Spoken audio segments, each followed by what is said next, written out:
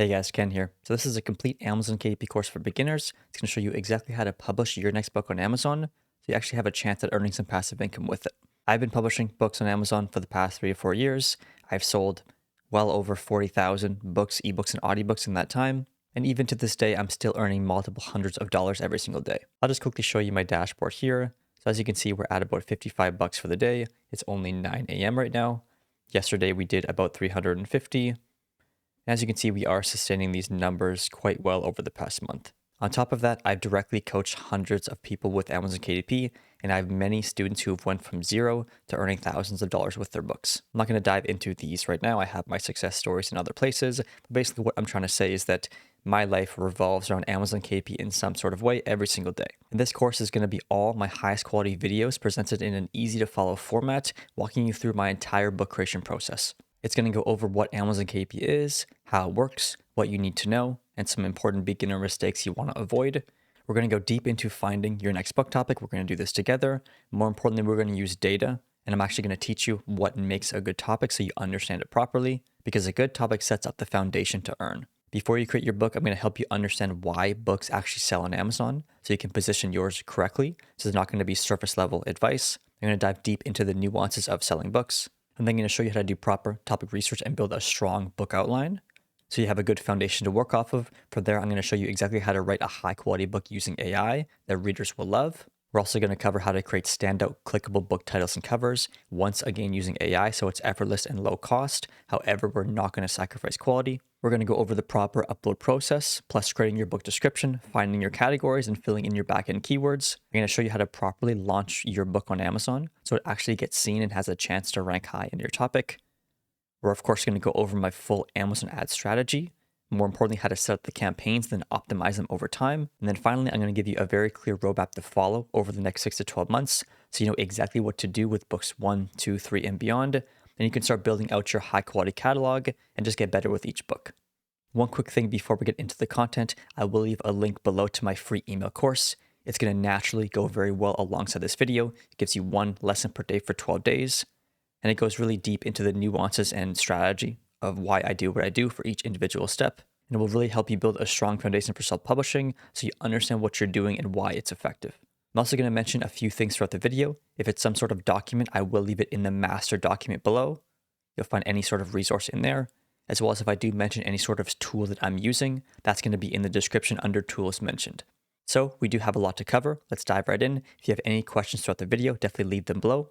But good luck. I'll see you on the other side. So what exactly is Amazon KDP? So Amazon Kindle Direct Publishing is Amazon's free self-publishing platform, which allows you to publish books onto their site. This way you can get them in front of millions of customers that are already searching. You can publish Kindle ebooks, paperback books that are printed and shipped, hardcovers as well. You can also publish audiobooks through acx.com. How it works is very simple. You just have to upload your book information and accessories that you've created, set your price, and hit publish. From here, when you make a sale, Amazon will take their cut, they'll take out the printing costs, and you're left over with the remaining royalty. If you're thinking about starting, it's as simple as going to kdp.amazon.com. This is where you make a global Amazon KDP account regardless of where you live. And from there, you just put in your tax and bank information and you can start publishing. Once you create your account, you'll have access to your Amazon KDP dashboard where you can easily publish your books. We can go create a new title or series and upload the type of book that we want to upload. Some common types of books that people like to publish to earn with are going to be low content books. These are things like journals, planners, coloring books, activity books. It's also going to be medium content books. These are things like inspirational stories, devotionals, guides for kids, anything that's more of a 10 to 20,000 word book. We then have full nonfiction books, which are how-to guides, cookbooks, self-help books, exercise books. These are going to be closer to 20 to 30,000 words and solve a specific problem for a specific person. It's also going to be fiction books as well. So novels, short stories, romance, that type of thing. And most likely when you go to publish your first book, it's going to fall into one of these 4 categories. So is Amazon KDP beginner friendly? It's absolutely beginner friendly. You don't have to have some sort of large audience beforehand or any sort of skill set. Your customers are already on Amazon. All you have to do is create high quality books and put them in front of them. So is Amazon KDP publishing still viable in 2026 and beyond? So in my opinion, it's never been easier to create and publish a high quality book on Amazon. AI and modern tools have made the process faster and cheaper than ever. And the reason most books fail isn't competition, it's that they were never designed to sell to begin with. So there's no research, there's no positioning, there's no understanding of what readers actually want to buy. And so if you pair fast, affordable book creation with real data on what people are actually searching for, you have a significant advantage over a majority of people doing it. So you're probably wondering, where is the best place to start? I recommend starting with medium content books. These are books like we talked about that are going to be anywhere from 10 to 20,000 words, mainly text-based. And these are books that have high demand, earn quite a bit because they are priced accordingly. However, they're a lot easier to create than a larger nonfiction book. Some categories to look at are inspirational stories, things like short, uplifting reads for specific audiences or specific people. Devotionals as well have lots of potential, and also different guides for kids, educational, activity-based, or things along those lines. This is a good place to start. When it comes to the actual book creation process, this is the exact system that I use to ensure that I create high-quality books that are designed to rank and sell. The first thing is to, of course, find a proven topic that has high demand. This is where we go look through Amazon, find some potential topics, and pick one based on the data that we look at. I'm then going to study my competitors, look at their structures, their book descriptions, their reviews. From there, I want to outline a book that has everything it needs to have inside it, while delivering that information with a better mechanism. Maybe it's in 10 minutes a day, it's a 4-week guide, something that allows me to stand out from these competitors and just deliver a better experience. I'm then going to take that outline and write and edit the manuscript. Nowadays, you can use AI effortlessly. However, you can also outsource this to a ghostwriter. You then want to take your finished manuscript and format the interior of your book for ebook and paperback, both so you can upload your book properly on Amazon without issues, as well as having a nice interior that makes your book look credible and professional. I'm then going to create my accessories, my cover, my title, my description, and my A+ content that's going to be showcased on my product page. And then once you have all those things finished and created, you can simply upload them to Amazon and publish your book. Once it goes live, I'm going to focus on getting reviews, running some Amazon ads to gain some traction. And when my book starts to make some sales, it's going to work its way up the rankings, hopefully ranking on page 1 in front of all the customers searching up my topic. I'm then going to evaluate the performance of my book as well as my Amazon ads, optimize a few things if I need to, my description, my book cover, and start to scale what campaigns are working so that I can continue to drive more sales to my book. It continues to rank better, because when we do rank high on our search term and get seen by the organic traffic already searching up this topic, that's where you're going to make a majority of your profit. And I'm simply going to rinse and repeat this process while trying out different topics and let my catalog compound. If I find a specific topic that works, I'm going to go into a bunch of sub niches within it and go wide. Now let's go over a few beginner mistakes that I see all the time so you can avoid them before you start. The first one is choosing a topic without checking demand. Do not create a book just because you like the idea. Make sure you've proven that people are already searching and buying the books that are there, and more importantly, you can compete with them. Just because we publish a book to Amazon does not mean it's going to sell. We have to make it sell by going into a high demand topic and creating a very desirable book. Another mistake that beginners make is they think publishing is enough. Like I said, you still need to have the right topic, the right book, and the right launch plan to actually get seen. Another beginner mistake that I see all the time is people create books for their topic, not their customer. So people are comparing all the books on the page and deciding which one is going to help them solve the problem in the best way. And so always create books that are designed to speak to your customer, tell them what they want to hear, and of course, stand out from your competitors. The next mistake that beginners make is ignoring your cover. So your cover is one of the biggest reasons someone clicks or scrolls past your book. If it's not standing out from all your other competitors and it's not delivering your title in an effective way, they're just going to keep scanning. Your cover acts as a billboard, and it needs to be bold, easy to read, and on brand with what the customer's expecting. Something else you should avoid when you go to create your first book is using AI without editing. AI is only going to create whatever you're doing faster. So if you're creating high quality books, it's going to help you do it faster. However, if you're creating low quality garbage, it's also going to help you do that faster. So ensure you're going through an extensive AI writing and editing process to ensure that you're actually creating a high quality book that people will enjoy reading. The next beginner mistake that people make all the time is skipping the launch plan.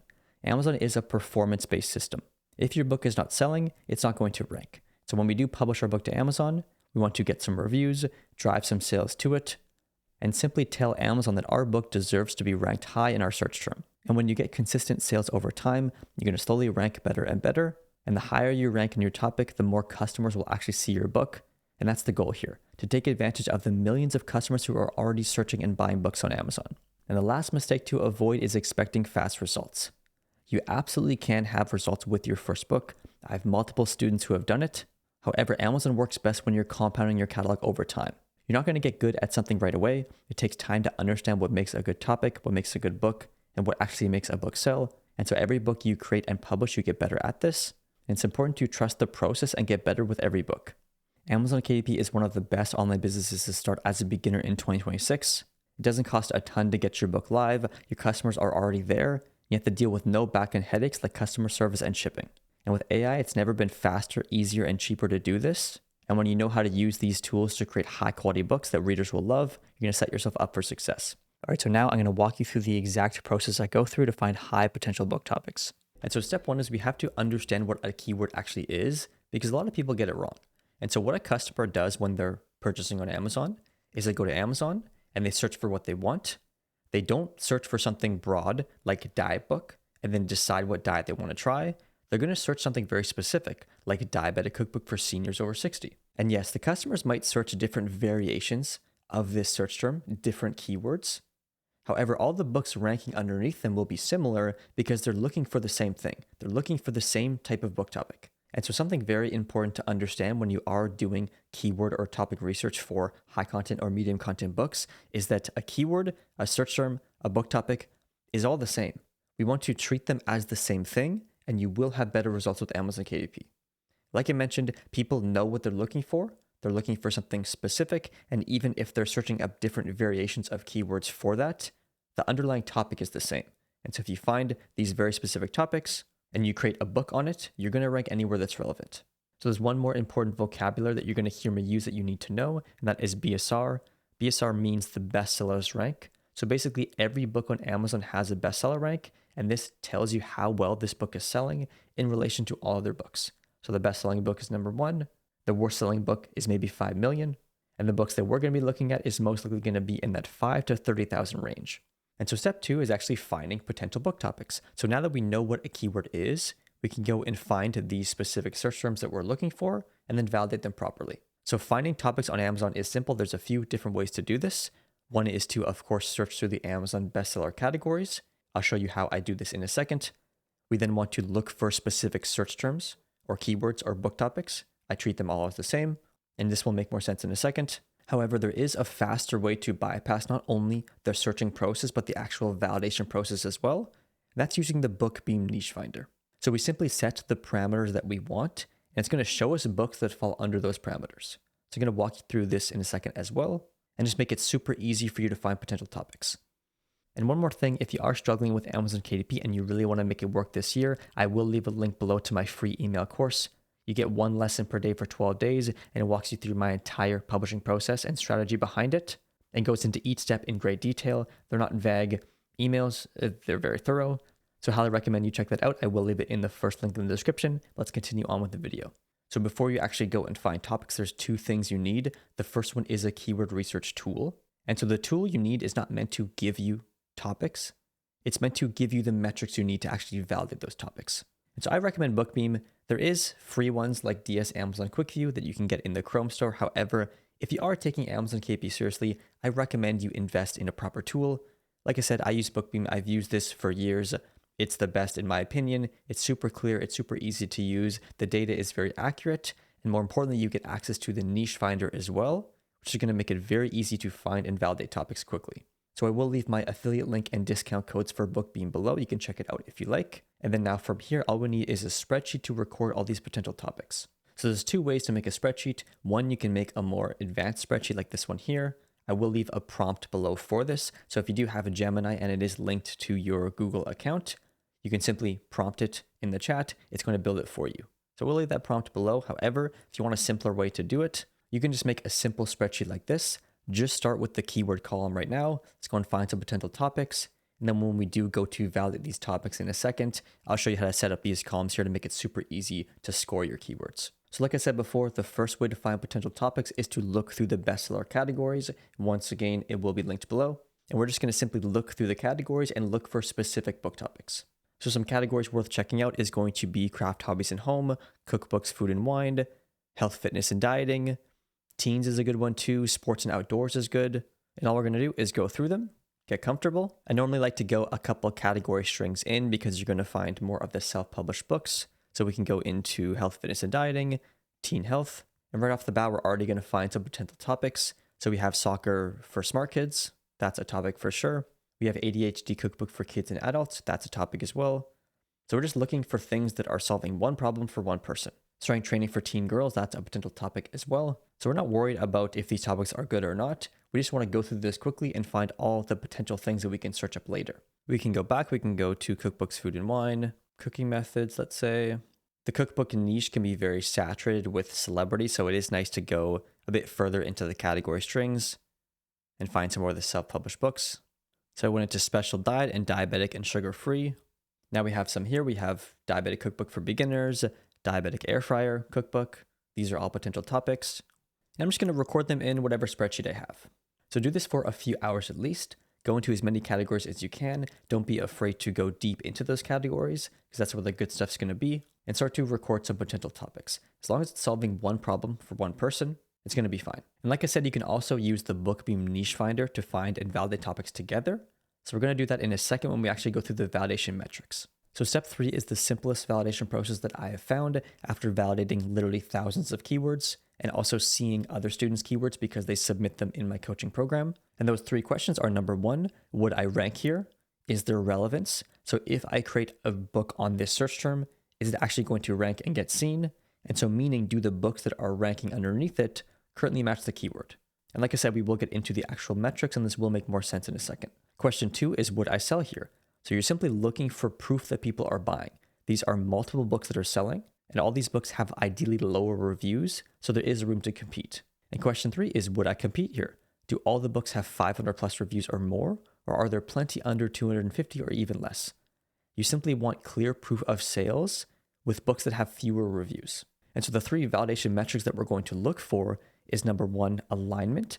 Do the books that are ranking under the search term you just searched up actually match it almost exactly? What I mean by this, so you understand it better, is if I go to Amazon and type in diet book, you're going to see that all these books are selling super well, but there's no actual proof that these books are selling because of this search term here. They're most likely ranking underneath their specific search terms. In this case, maybe they're ranking under anti-inflammatory diet for beginners. We simply want to make sure that the potential book topic that we're searching up directly matches the books that are ranking underneath it. This shows that if we make a book, we're going to rank here. And if we do rank here, we're going to make sales because we've just proved that. So metric number 2 is proof books. Can you find 3 to 5 books with a bestseller rank of 30,000 or less with 250 reviews or less? So all we're doing is making sure the topic matches, proving the books are actually selling underneath this topic, more importantly, ones with less reviews. And then metric number 3 is competition. Now can we actually compete with these books that are here? And so are there 3 or fewer books with anywhere from 700 reviews or above? Because like I said before, if all the books just have tons of reviews, even if there is demand, it's going to be hard to compete. So ideally there is 3 or less of this. And if most of the books are just hovering around that 100 to 400 mark, that's fine. You can win with the better book. And there's still tons of room to compete and get some sales. So this works well because we're proving that we can actually rank in the right place. We're validating our keywords where we're supposed to be validating them. We're proving that books are selling with less reviews, proving that we can too if we create a good book, and we're proving that there isn't too much competition. And most of the time, it's going to be one of these 3 metrics that's the reason your book is not selling. And so now we can take these metrics and put them into a simple spreadsheet. You can use the Gemini prompt. I will leave linked below if you do have that. However, we can also take these metrics and go and use the BookBeam niche finder and kind of bypass the whole searching and validation process and find some winners even quicker. So one quick tip, if you are making a spreadsheet, what you can do is of course put these metrics in like this. You can select the individual columns, go to format, go to conditional formatting, and now we're just going to change the formatting. So depending on what number we put in, it turns red or green. So in this case, I have greater than or equal to 3, turns green. And then I have another value that is less than 3, turns red. And now if I go to that column and type in a number based on the books that I found, it's going to make it either red or green. This makes it super easy to see which keywords are actually good all the way across the board. And then depending on how many green columns you have, you can give it a score. So in this case, it's going to be out of 3. And in my opinion, I want it to be 3 out of 3. I want these 3 metrics to be perfect. Otherwise, it's not going to be the best keyword because these are the main factors that determines if your book's going to sell or not. So let's quickly go through the BookBeam niche finder and I can show you how I use it. And we're also going to go and validate a couple topics with the spreadsheet as well, because even though I do use the niche finder, I usually validate it a second time with the spreadsheet just to make sure the metrics are good. So this will bypass that a little bit and find you the higher potential topics right away, but it's still good to run it through the spreadsheet as well. So all we're going to do with the niche finder is set the parameters of the books that we want to look for based on the metrics we want to find, and it's going to show us books that fall under those categories. And so what I normally do is I will mess around with a lot of different numbers to find a lot of different books. But more importantly, I'm going to focus on the bestseller rank. So this, I want it to be less than 30,000. The reason being is because I want my book to be the 30,000 bestseller rank. So that's what we want to look for. I'm also going to lower the number of ratings down to around 150. Like I said, you can mess around with this a bunch, up to 200, up to 250, but I wouldn't go more than that. I'm also going to change the price to be $11 or more. The reason being is because I want to look for medium or high content books, not low content books. I'm also going to change the age to around 6 months to a year, so it is a newer book. And so now all we're doing is we're specifically finding books that have a 30,000 BSR rank. They have up to 150 reviews. They're priced over $11 and they're only 8 months old or less, which is essentially giving us books that are already validated. Then we can quickly run it through the spreadsheet as well just to confirm this. Simply click find books. And if you'd like, you can also select specific categories because sometimes you will find a lot of fiction books and stuff like that. So it is nice to select the specific categories as it narrows down your search a little bit. As you can see, all these books fall under these categories. I'm just going to search through the pages now and see what I can find. So we have Mediterranean Diet Cookbook for weight loss. That's definitely a topic. We have the anti-inflammatory cortisol detox diet cookbook. That's kind of a mouthful, but that's still a topic. We have the bread machine cookbook for beginners. It's a lot of cookbooks, but as you can see, you can go through this as much as you like. You can change the parameters and the metrics if you want to, and you're going to find some awesome stuff, practically bypassing searching through the Amazon categories and just going to the higher potential keywords. And so from there, regardless if you look through the categories, use the niche finder, or do both, we can then go and run them through the spreadsheet just to confirm that they are a good keyword. So let's simply run through how I find these metrics. So let's do a few keywords here. We have ChatGPT for beginners, and all the data I'm going to collect is only going to be from the first page of the search results. So first things first, does the search term actually match the books that are here? So yes, all these books are specifically on ChatGPT for beginners. There's the odd scraggler, but I'm not worried about that. We can go yes. Proof books, these are books that have a 30,000 bestseller rank or less. We want ideally 2 to 3 plus of these. And once again with the BookBeam tool, as you can see, it's going to show you all these metrics right away. So we basically have one, and that's about it. None of these books are really selling. So we have one. So as you can see right off the bat, it's already kind of failed. If there's simply no proof of books selling, it doesn't matter how good of a book you create. No one's buying the books that are ranking there. And so if there is high search volume, even bad books sell if there's nothing else that's better than it. So if there's no proof the books are selling, doesn't matter if you make a better book, it's likely that it won't sell. We need to find this proof. We need to find at least 2 to 3 books that are clearly selling well. And then if we create a better book, we can sell even better than them. But if that initial demand isn't there, there's nothing we can do to make sales. Going to competition. So there is one book that has over 700 reviews roughly, and just one. The score is 2. So as you can see, that's really all I do. I look and see if there's proof that books are selling. I look to make sure that the keyword and the books actually align and make sense. I look to see what the competition is like. And then from here, I'm simply going to create a better book. And so let's do one more, and then we can dive into what you actually should do when you go to select your topic. So this one, we have ChatGPT for seniors. So first things first, does the search term match the search results? Yes, it does. This is very, very important. If we just type in a broad term like ChatGPT, and we see ChatGPT for seniors and all these different subtopics, there's no proof that those books are actually selling because of that search term. They're probably selling because they're ranking underneath their actual search term. And so that's what we want to find, that alignment, so that we know that when we create a book, we're going to rank here. And if we do rank here, we're going to sell because we proved that. So one thing I want to note as well is, as you can see, the search volume is pretty good, but this is why I don't really take this number into account, because none of these books are selling. If people were actually searching and buying this topic, there would be at least a few books selling. And so I do not take the search volume at face value. I kind of use it as a bonus metric, but if you don't have it, it doesn't matter, because all we're looking for is proof that books are selling. So we basically have one book that's actually selling okay. It's only making $30 a day, so it's not super good, but nothing else is selling. So as far as I'm concerned, the demand for this topic is very low, and I'm going to stay away from it. Going to the other metric is the competition high. So no, there is no book that have over 700 reviews or even over 500. However, I still don't think this topic is good because the most important thing that we need, which is demand, just isn't here. So that's the process. It's really that simple. Now, after you found some potential topics that you think are good, there's a few questions you want to ask yourself to determine if you want to select that topic or not. And that's very simple. A quick checklist you can go through is the audience clear? So can you name who the exact reader is, who it's for?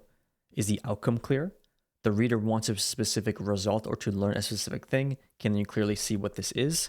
And of course, can you differentiate? So can you create a book with a stronger angle, a stronger promise, a stronger structure, a faster speed to result, better packaging? So is there a ton of saturation? Is there a ton of books that are already doing this well that you're just going to fall into the sea of books? Or do you really think there's potential to stand out? And of course, it passes these 3 metrics. So if it passes the alignment, the proof, and the competition, you're most likely going to be fine. But now from here, the important thing is to actually create a high quality book that people want to buy. And so that's step 4, which is creating your book the right way. So something very, very important is you do not create a book for your topic. You create a book that beats your competitors, because your reader is going to compare your book to everything else and decide which one they want to buy. And so how you win with Amazon KDP and actually get results is you create a book that's clearly about the topic plus what the reader wants. However, you're solving their problem faster than your competitors. It's solving it better than your competitors. It's simple, it's structured better, it's easier to digest, it's packaged better. You have a stronger title that's selling your book. You have a stronger cover that stands out and is easy to read. You have better positioning. What's your offer? Is it 30-minute recipes, 5-ingredient cookbooks, the simplest guide, the ultimate guide? What is your differentiating factor? And of course, you sell this book better with your description copy, your A+ content copy. You're simply selling your book in a more effective way, because the copywriting on your product page is what's going to determine if somebody buys your book or not. All right, so now before we go into our actual topic in customer research, our book outline building, and our book writing, we're going to go over some very important theory. I'm going to outline exactly why books actually sell and what you should be thinking about before you go and create yours. And so the problem is that most people publishing books on Amazon, especially new publishers, are focusing on creating a very good book that aligns with their topic, but then they wonder why it doesn't sell. But the thing that you have to understand is that Amazon customers do not compare your book to the topic they searched up. They're comparing your book to the best looking options on the page. And so the gap usually isn't more reviews, it's that your book was never designed to beat the competition in the first place. And so why would somebody pick your book over another book if it's not a better option? And so the core principle that you have to understand is do not make a book to align with your topic. Create a book that beats your competitors. Of course, you want your book to align with your topic so the customer knows it's for them. But most people stop here and don't think how the customer is actually going to interact with the search results page and what's going to determine which book they pick. And so the big mindset shift that you need to make is that the old method was people would pick a topic, they'd make a great book, they'd publish it, and assume that they need more reviews. That's the missing piece to making sales. But the new mindset to win in this landscape, especially in the landscape of AI publishing, is that you need to know that your book is being judged beside every other option, and your only job is to make the customer think this is the book that I want. And so when we simply create a book that speaks directly to our customer and solves the same problem, but better in every way, reviews stop becoming the deciding factor. They decide that they want your book. And when somebody decides that they want something, these other factors like reviews and social proof don't matter as much because your mechanism is clearly the best solution for them. And so before we get into the actual framework to doing this well, there's one very important thing you have to understand, and that is that when somebody actually clicks on your book, the number of reviews is far less important.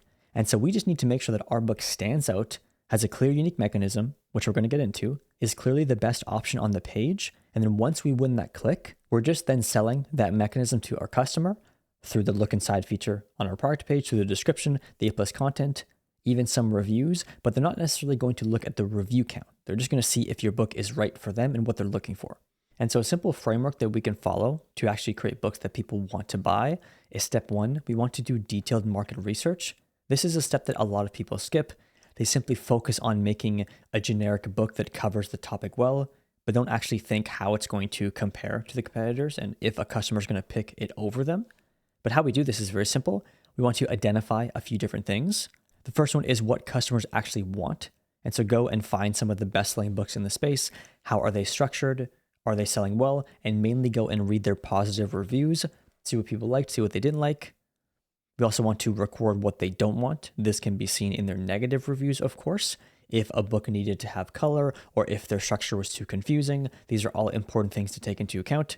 We want to go and look and see what the bestsellers are promising, what outcomes are they promising, what bonuses do they have, and what their overall offer is to sell or teach that topic to the customer. We also want to find out what's working and what's actually selling. So look at the top 2 to 3 selling books, mainly the ones that are newer, because if they are newer, they have less reviews, but they're selling well, it must mean their mechanism is working well. And we basically want to compile all this information into a document. And what we're essentially looking for is what's missing from the current books, and more importantly, how can we structure our book in a more effective way. And so I'm simply going to go and search up my topic on Amazon and go and find some of the best-selling books in the space.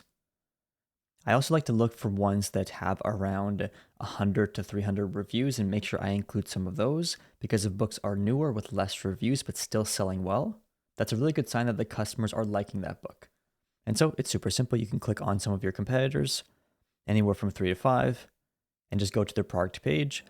I'm going to pull their description. I'm going to copy it, put it into a document. I'm going to go into their read sample feature, look at the table of contents of their book. So we can, of course, scroll down, go and find the table of contents. And more importantly, you're also going to see how the book is formatted. So we can make sure that we format our book in a better, just as premium way. But as you can see with the table of contents, I'm just going to screenshot this, put it into the same document as all the other information I'm grabbing. But why this is important is because when you do this for a few different books, you're going to very clearly see a pattern. And this helps you know what information you need to put inside your book. And of course, if these books are established and selling well, you can trust it. And then we can add our own unique flair to it, whether it's a different mechanism, it's a simpler structure, it's more information, whatever it may be. But it's the simplest way to find out exactly what your book needs to have inside it and how you can differentiate yourself from your competitors. And something else to keep in mind is when you do create your title and your cover and everything else after, the quality of that is just a reflection of your book. And so if your book isn't good, doesn't have good features, doesn't have a good mechanism, those things aren't going to be good. And so you can't craft a good book title without any features or a good offer. And so this is where all those things start. And those things are only going to be good if you do this research phase. I'm also going to scroll down and take some screenshots of their A+ content, screenshot every module they have, put it into the document. But as you can see, the book looks very good, very professional. It's obviously very premium. And so if we're not at least on par with this, ideally we're better, our book's not going to sell as good. And that leads us to step 2, which is building a stronger angle and unique mechanism. And so this is where we ask ourselves, what makes our book different? Why would somebody choose this over the bestsellers in the space? What does this help them do better, faster, easier, and more clear than our competitors? What is the specific approach that we want for teaching this specific thing? What extra do I offer on top of the competitors? So after I have a more desirable structure and mechanism to teach the topic, what else do I give them to make the book even more effective?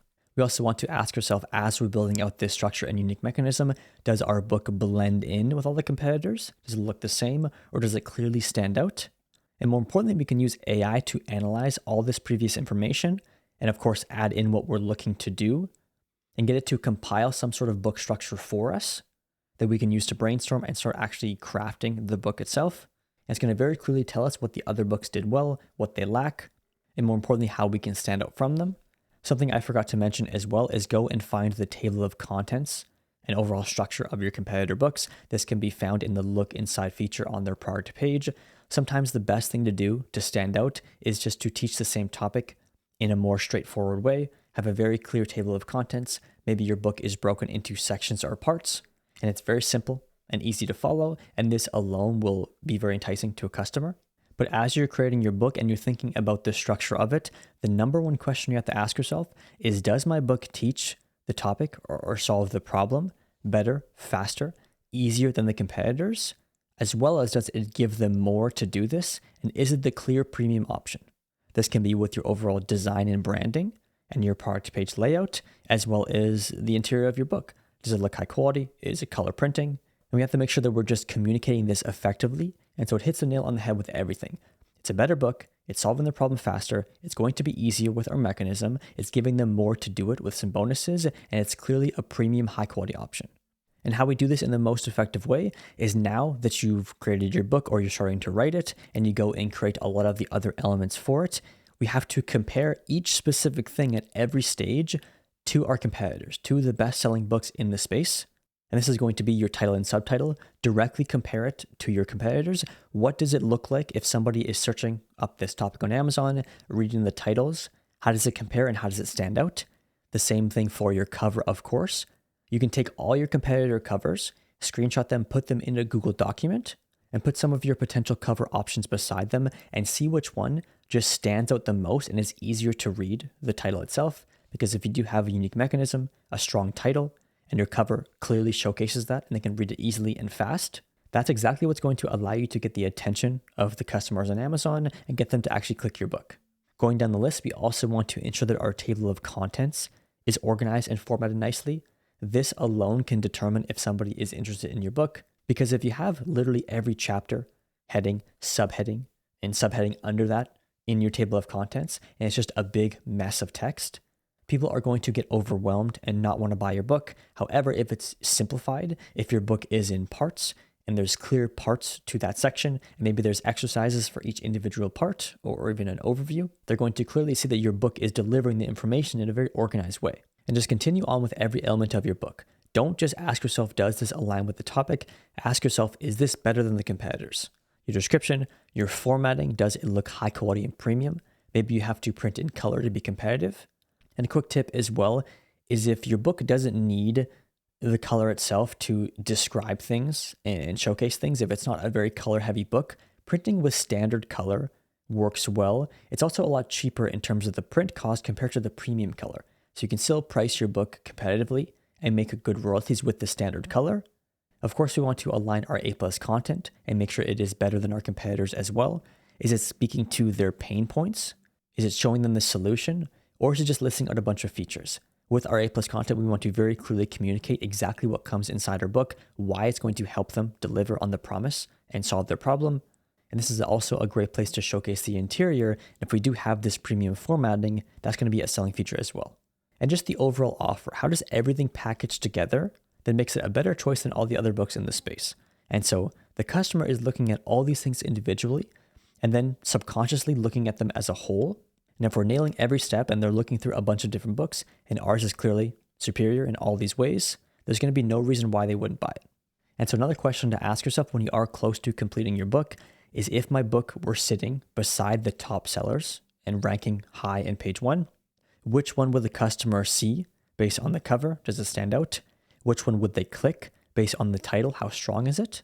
Which one will they be enticed and actually thinking about buying based on your description, your A+ content, and your overall product page, including your table of contents and your reviews? And which one will they buy because it's clearly the better option?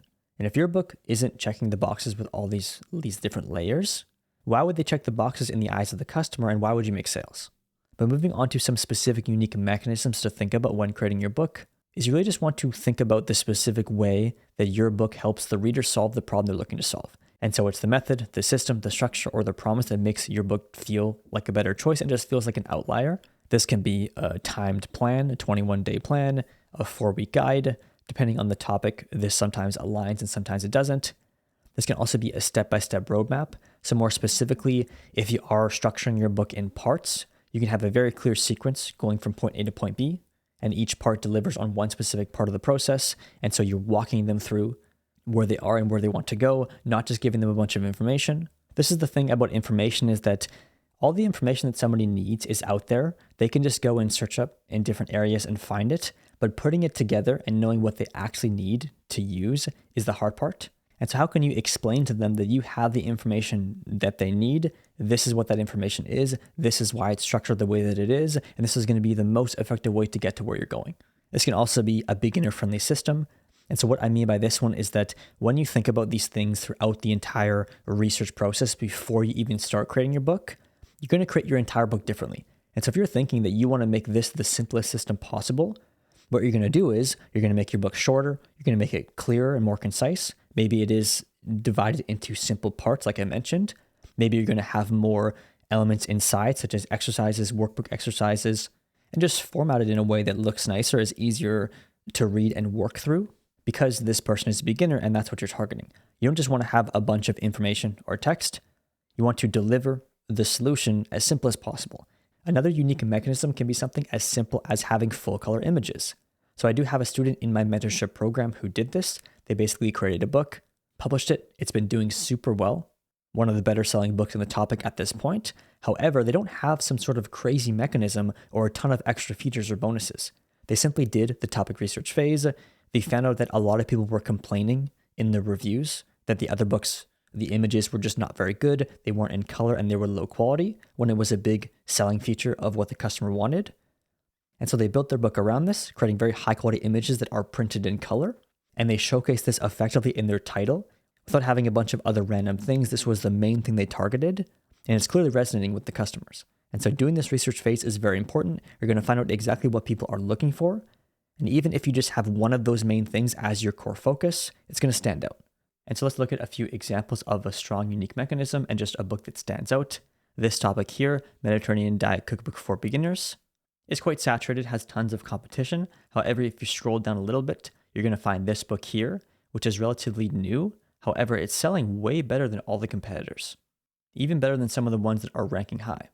And if you click on this book and have a look, I think it's because it's just targeting the desire of the customer a bit better. It's the 30-minute Mediterranean Diet Cookbook for busy beginners, 100 easy and healthy recipes for weight management, etc., etc. And so the competitors of this book are basically jamming a ton of extra stuff into their titles, 2,000 days of recipes, a bunch of bonuses, and it actually is a bit overwhelming. So I think the simplicity of this one, it's very clear what it's targeting and what it's giving, is what is allowing it to stand out. Because like I said before, the important thing is we're creating a book that is the most desirable option to our customer. And if all the other books have all these features and all this complexity, and they simply see this one here, the 30-minute diet cookbook for busy beginners, 100 easy recipes to solve these problems you're facing, it's going to be a no-brainer option because it clearly stands out, targets their pain point, and is extremely desirable, especially in all the noise of the other books. Another good example of a strong, unique mechanism is under this topic here, Diabetic Cookbook for Seniors. And if you scroll down, you're going to see this book here. And it's extremely clear and desirable with what it's targeting. The 5-ingredient Diabetic Cookbook for Beginners, how to stabilize blood sugar in just 30 minutes a day, 60 days of simple recipes for under $10. And so when a customer is searching through this topic and they're seeing all these cluttered, complex covers with these long titles and all these extras, and they see this very clear book right here that stands out visually as well as with what it's offering, they're almost going to click it without even thinking. And then when they do click it and they see it offers just as much as the competitors, however, it's a lot simpler and easier to understand, now they're going to be interested. And as they keep looking, they read the description, maybe they go down to the A+ content, all these things are going to combine and work together, where it gives them no reason not to buy it. Why would they buy another book when this book gives them the best approach, the simplest way to learn the topic, and all the features that they would need, including color, 5 ingredients, 60-day meal plans. In this case too, the author has more books as well. So this format is clearly working. And when a customer can see this, their social proof is going to improve even without any reviews. And this whole time, I haven't even been looking at the review count at all. And so in many cases, a customer is going to do the same. They're going to take the reviews into account, but their first thing that they're seeing is the cover and the title. And if that's where you can grab their attention and just be the clear winner in the space, the reviews become less important. And so using AI and going through the research phase will help you identify what your book needs to have or how you can stand out. But why this matters is that a mechanism simply grabs the attention of the customers without needing reviews. Because if they simply want a book that has full color images, that's the book they're going to pick. It doesn't matter if the other books have more reviews. If they go and read those reviews and they don't have this one thing the customer wants, they're going to go buy the book that has it. And so I might have rambled too much in this video, but the final takeaway is that people won't buy your book because it aligns with your topic. They're going to buy it because it's a better option compared to the competitors. And so the customer is always asking which one of these books feels like the best choice for me. And your job is to make that answer obvious. And when you make that answer obvious, whatever mechanism it might be, your customers will be drawn to it. And if every element of your book is dialed in, you're going to make more book sales. And so make sure you focus on this with your next book, and you're going to see a better result. All right, so now I'm going to walk you through the actual book creation process and show you exactly how to do topic and customer research, build a very strong table of contents as well as a book outline, and then go and write your book with AI so it's easy, effortless, and cost-effective. Starting with how AI is changing book creation. So of course, there's a lower barrier to entry. The cost and the effort has never been lower. And so you don't have to be an expert to start. Anyone can create a book within days and publish it to Amazon. AI has also contributed to faster iteration and feedback. So book outlines, manuscript drafts, revisions that once took weeks from a professional can now be done in mere hours. And of course, with this more volume comes more competition. And so easier book creation means more books are being published every single day, raising the importance of quality and positioning to actually stand out. And this increase in competition and book volume inevitably leads to higher standards from platforms. So Amazon and Audible are now a lot more strict with their quality control, and books that were at one point fine now are being blocked from even being uploaded, which is changing how we have to create books, and we really have to increase our quality. And so why AI makes writing easier but not automatic is that it speeds up execution, not thinking. AI can write quickly, but it still needs human direction to decide what to write and why. Quality, of course, depends on the guidance you give it. The more specific the input, the better the output. And a vague prompt produces a vague result. AI will also follow patterns, not intent. It predicts language based on data. It doesn't understand your audience, your goals, or your tone unless you provide that context. And of course, a big thing that people don't fully understand is that editing is still required with AI content. An AI draft still needs extensive review for clarity, flow, accuracy, and originality. Otherwise, that's why you're going to end up with AI slop. And so why AI fails on its own is that it optimizes for completion, not quality. Its goal is to finish the task, not create something of high quality. Repetition will also creep in quickly, so if left unguided, AI will reuse phrases, ideas, and sentence structures across sections, becoming very redundant. And this is very apparent when you do read the text. Formatting patterns become obvious. There's an overuse of dashes, similar sentence lengths, and just predictable transitions that are easily signaling AI-generated content. And of course, hallucinations will happen. AI may confidently include incorrect facts, sources, and explanations when it is unsure. Because it's pulling from the internet, it doesn't know what's right and what's wrong, so we need to make sure that we are properly fact-checking and just setting a good foundation before we input anything, so it's working off what we give it and not just improvising.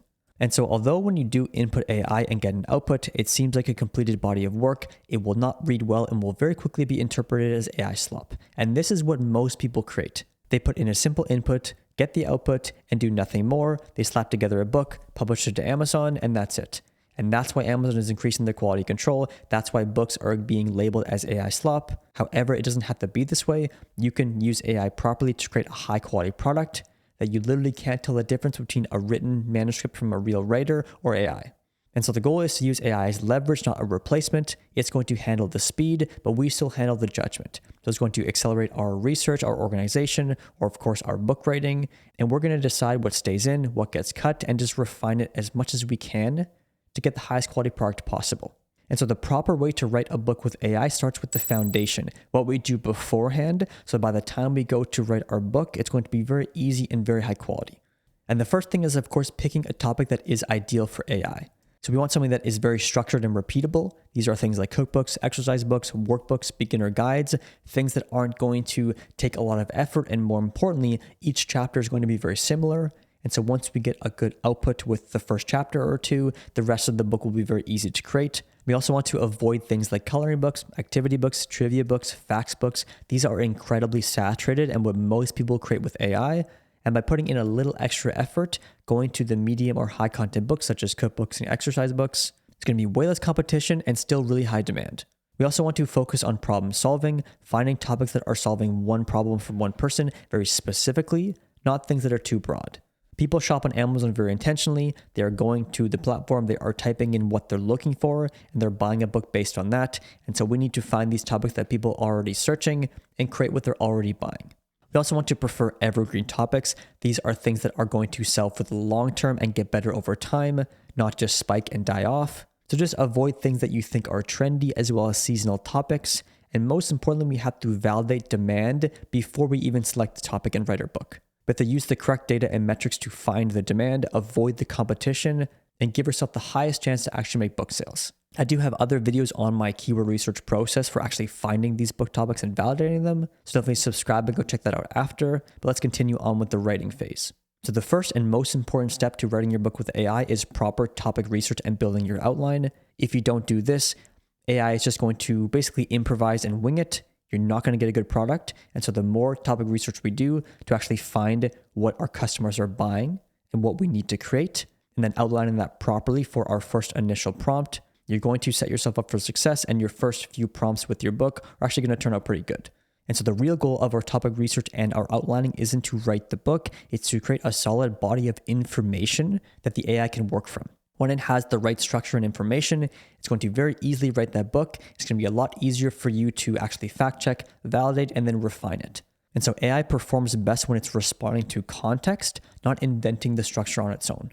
So it's very simple. We're just going to be getting some very important information from our topic, which we can then use to build our outline. Then once we have that, we know exactly what our book's going to be before we even write it. We're going to grab the table of contents. So what is the chapter structure of the top 2 to 4 best-selling books in the topic? This allows us to find the baseline, what our book needs to have, and how we can present the same information with a unique angle. We can also go look at the competitor reviews, what people liked, what they didn't, and just ensure that our book excels in these areas. These are going to be very important things like how the images are laid out and how they're presented. Maybe the customer wanted them in color, maybe they wanted them easier to read, or maybe they just didn't like the overall structure of the book. So these are very important things with how your book actually reads that will make a difference to your customers.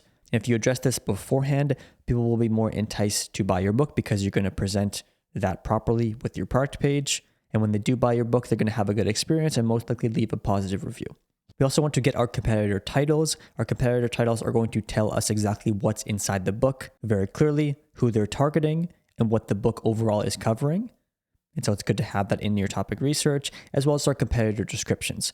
Once again, our competitor descriptions will basically be a simplified version of everything inside the book and what it's doing and who it's for.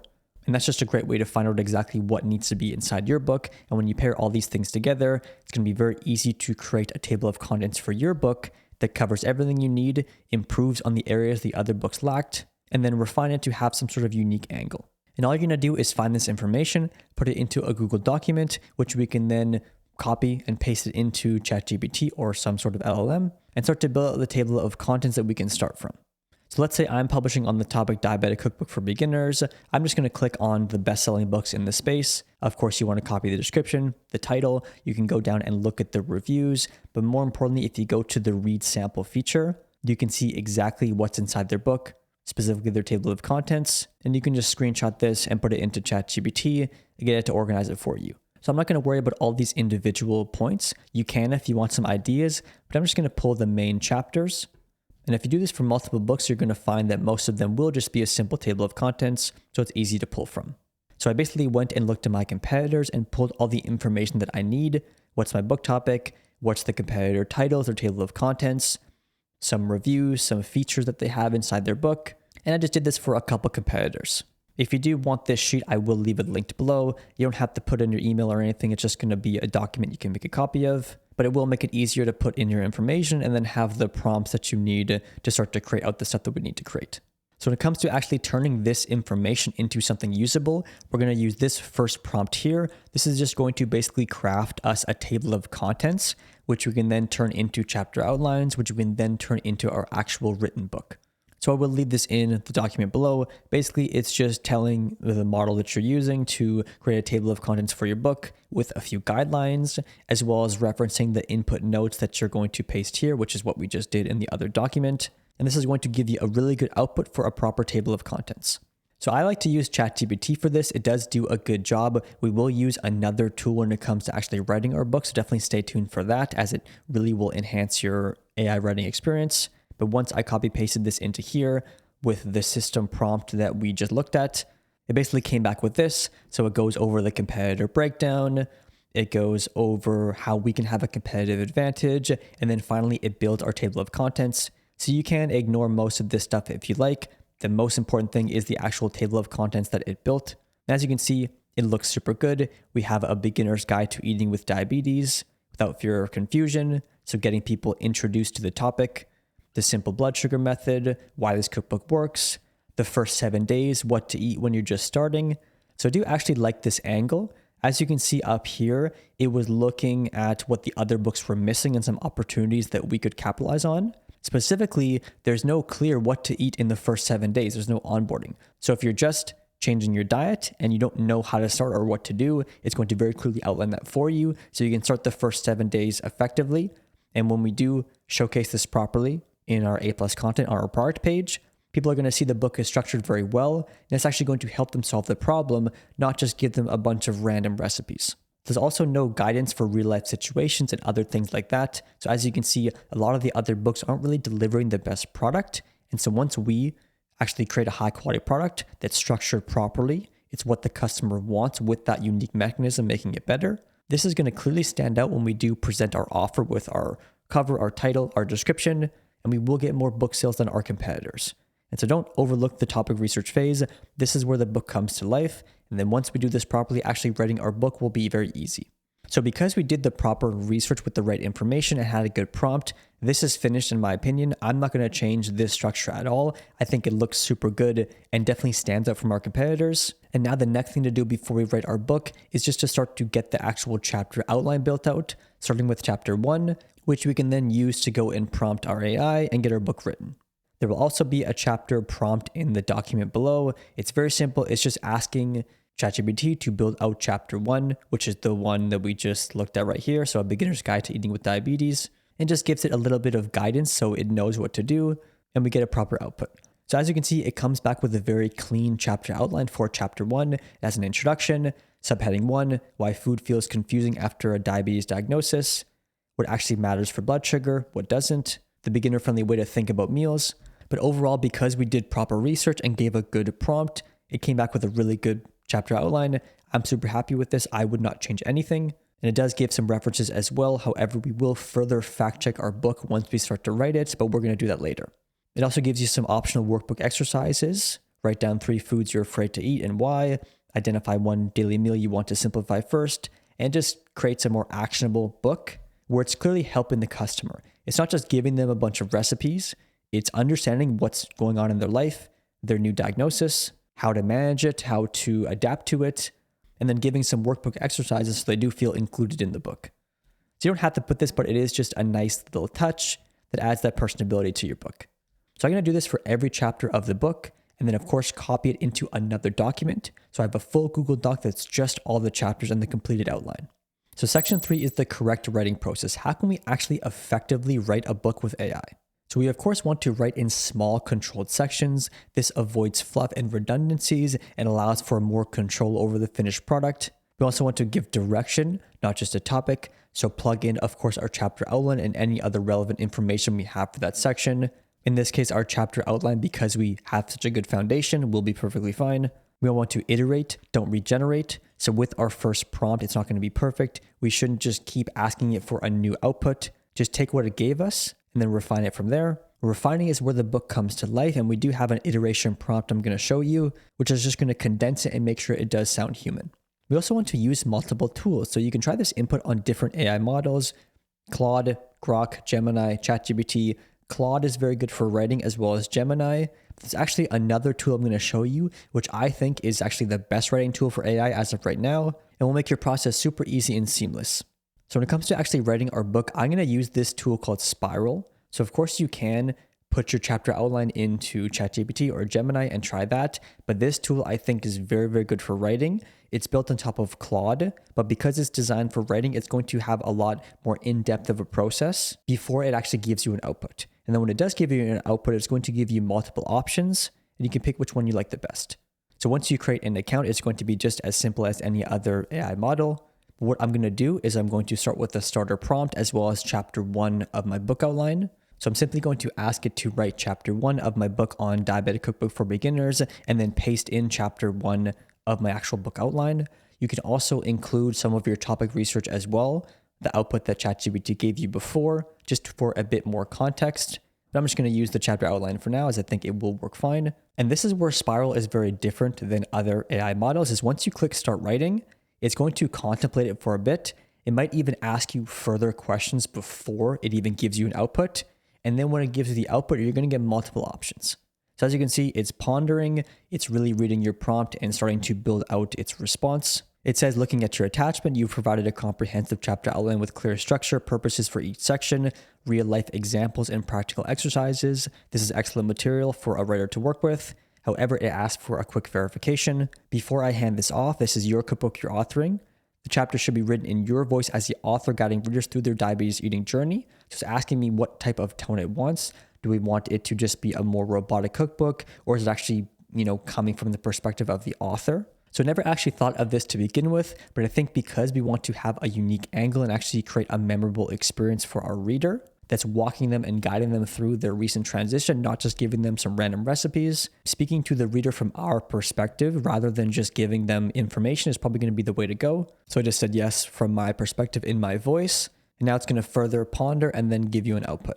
So now as you can see, it came back with the 3 options. So we can hide them over here if we don't want to see them all and just want to look at one at a time. But basically, just look at all 3 options and read them. Find which one reads and sounds the best. Of course, we will do another prompt to refine it, but this is just to find the baseline tone that we like. So I do like the structure of our book that we came up with. It is a good introductory into the topic. As you can see, it is talking about somebody newly diagnosed with diabetes, how uncertain they are, they don't know what they can eat now, and it's just easing that pain, telling them that we understand that, and this book is going to help them overcome it.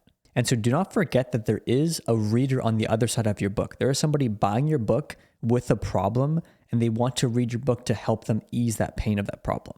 Don't just look at it as writing and book sales for you. Look at it as helping somebody achieve something. And it's very important we understand that because it's going to change how we actually write our book and which of these we're going to pick. So really read it, find the one that resonates with you most, that sounds the best and has the good foundation, which we can then further prompt and refine it so it actually is a proper book and doesn't just come across as AI slop. So I'm going to go with this one here. I'm super happy with it as of right now. It's very emotional. It sounds good. It's a great introduction to the book. It's about 1,800 words. And given that our table of contents was, I believe, 12 chapters, we're right on pace to create around a 24,000 word book, which is perfect for cookbooks. A high content book is anywhere from 20 to 30,000 words. However, when it comes to cookbooks, you can get away with a bit less, closer to 20,000. That's only going to keep your printing costs lower. So because we did the right topic research, we created the right outline, we're using the right tool with 3 different options as our output, we're most likely going to have something that we're happy with right away.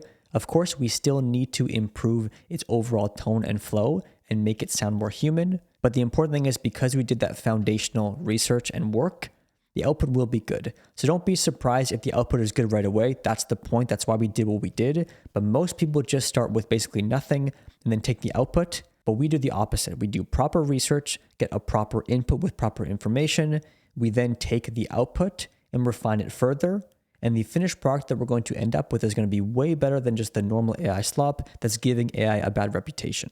So we're going to work through one chapter at a time. But now before we move on to the next chapter, we're going to, of course, refine it how we like it if you do have any specific input that you want. However, the main thing we're going to do is refine and fact check it.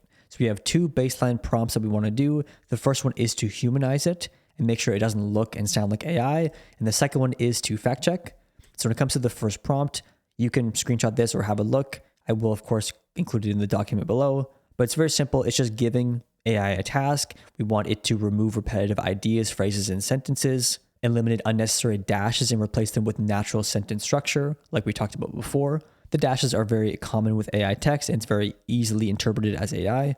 Fix inconsistencies in tone, terminology, and phrasing. Improve flow and readability. It gives it some more rules too, so don't add new ideas. We don't want it to start hallucinating and creating more content. Just take what you already wrote and refine it. And then a few more things. It does have a spot here to put in our actual text that we want to revise, but because we're working in Spiral, we can easily just ask it to change the text right there and not have to actually plug anything in. So I'm going to copy this and put it into Spiral and see what it comes back with.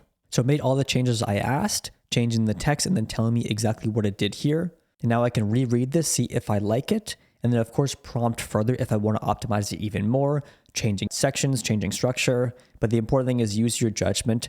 Just read through it, make sure it sounds good, and change what you need to change if you have to. But this prompt just really fixed a lot of the things that AI struggles with. Remove the dashes, the inconsistencies, and now even just looking at it, it looks more like a proper piece of text and not an AI written text. And the last thing we do before we actually move on to chapter 2 is to do the fact check prompt. So I'm just going to simply copy this here and then plug it in. It's going to do the same thing that it just did with our initial humanized prompt. Just make sure that we do have everything fact checked properly. But in many cases, depending on your book, it most likely will be fine already. But if you are in some more technical topics, it is good to do this and just double check everything is fine. So as you can see, it found a few things, which is exactly why we do this. Some claims that are generally accurate and there's no changes needed. It highlights these specifically. However, it does have a few flags. Specifically one where it says, here's what I've learned after years of working with people just like you. So it flagged that you might not have this actual experience. because it was writing from our perspective, but it did, of course, hallucinate a bit. But I'm glad it flagged this because we can remove this and ensure that we're not making any claims that we can't back, because I haven't done this at all. It also has another flag here where the language seems a bit restrictive. There's a few different sections where it catches that it wrote balance beats restriction every time. The person who learns balance wins every single time.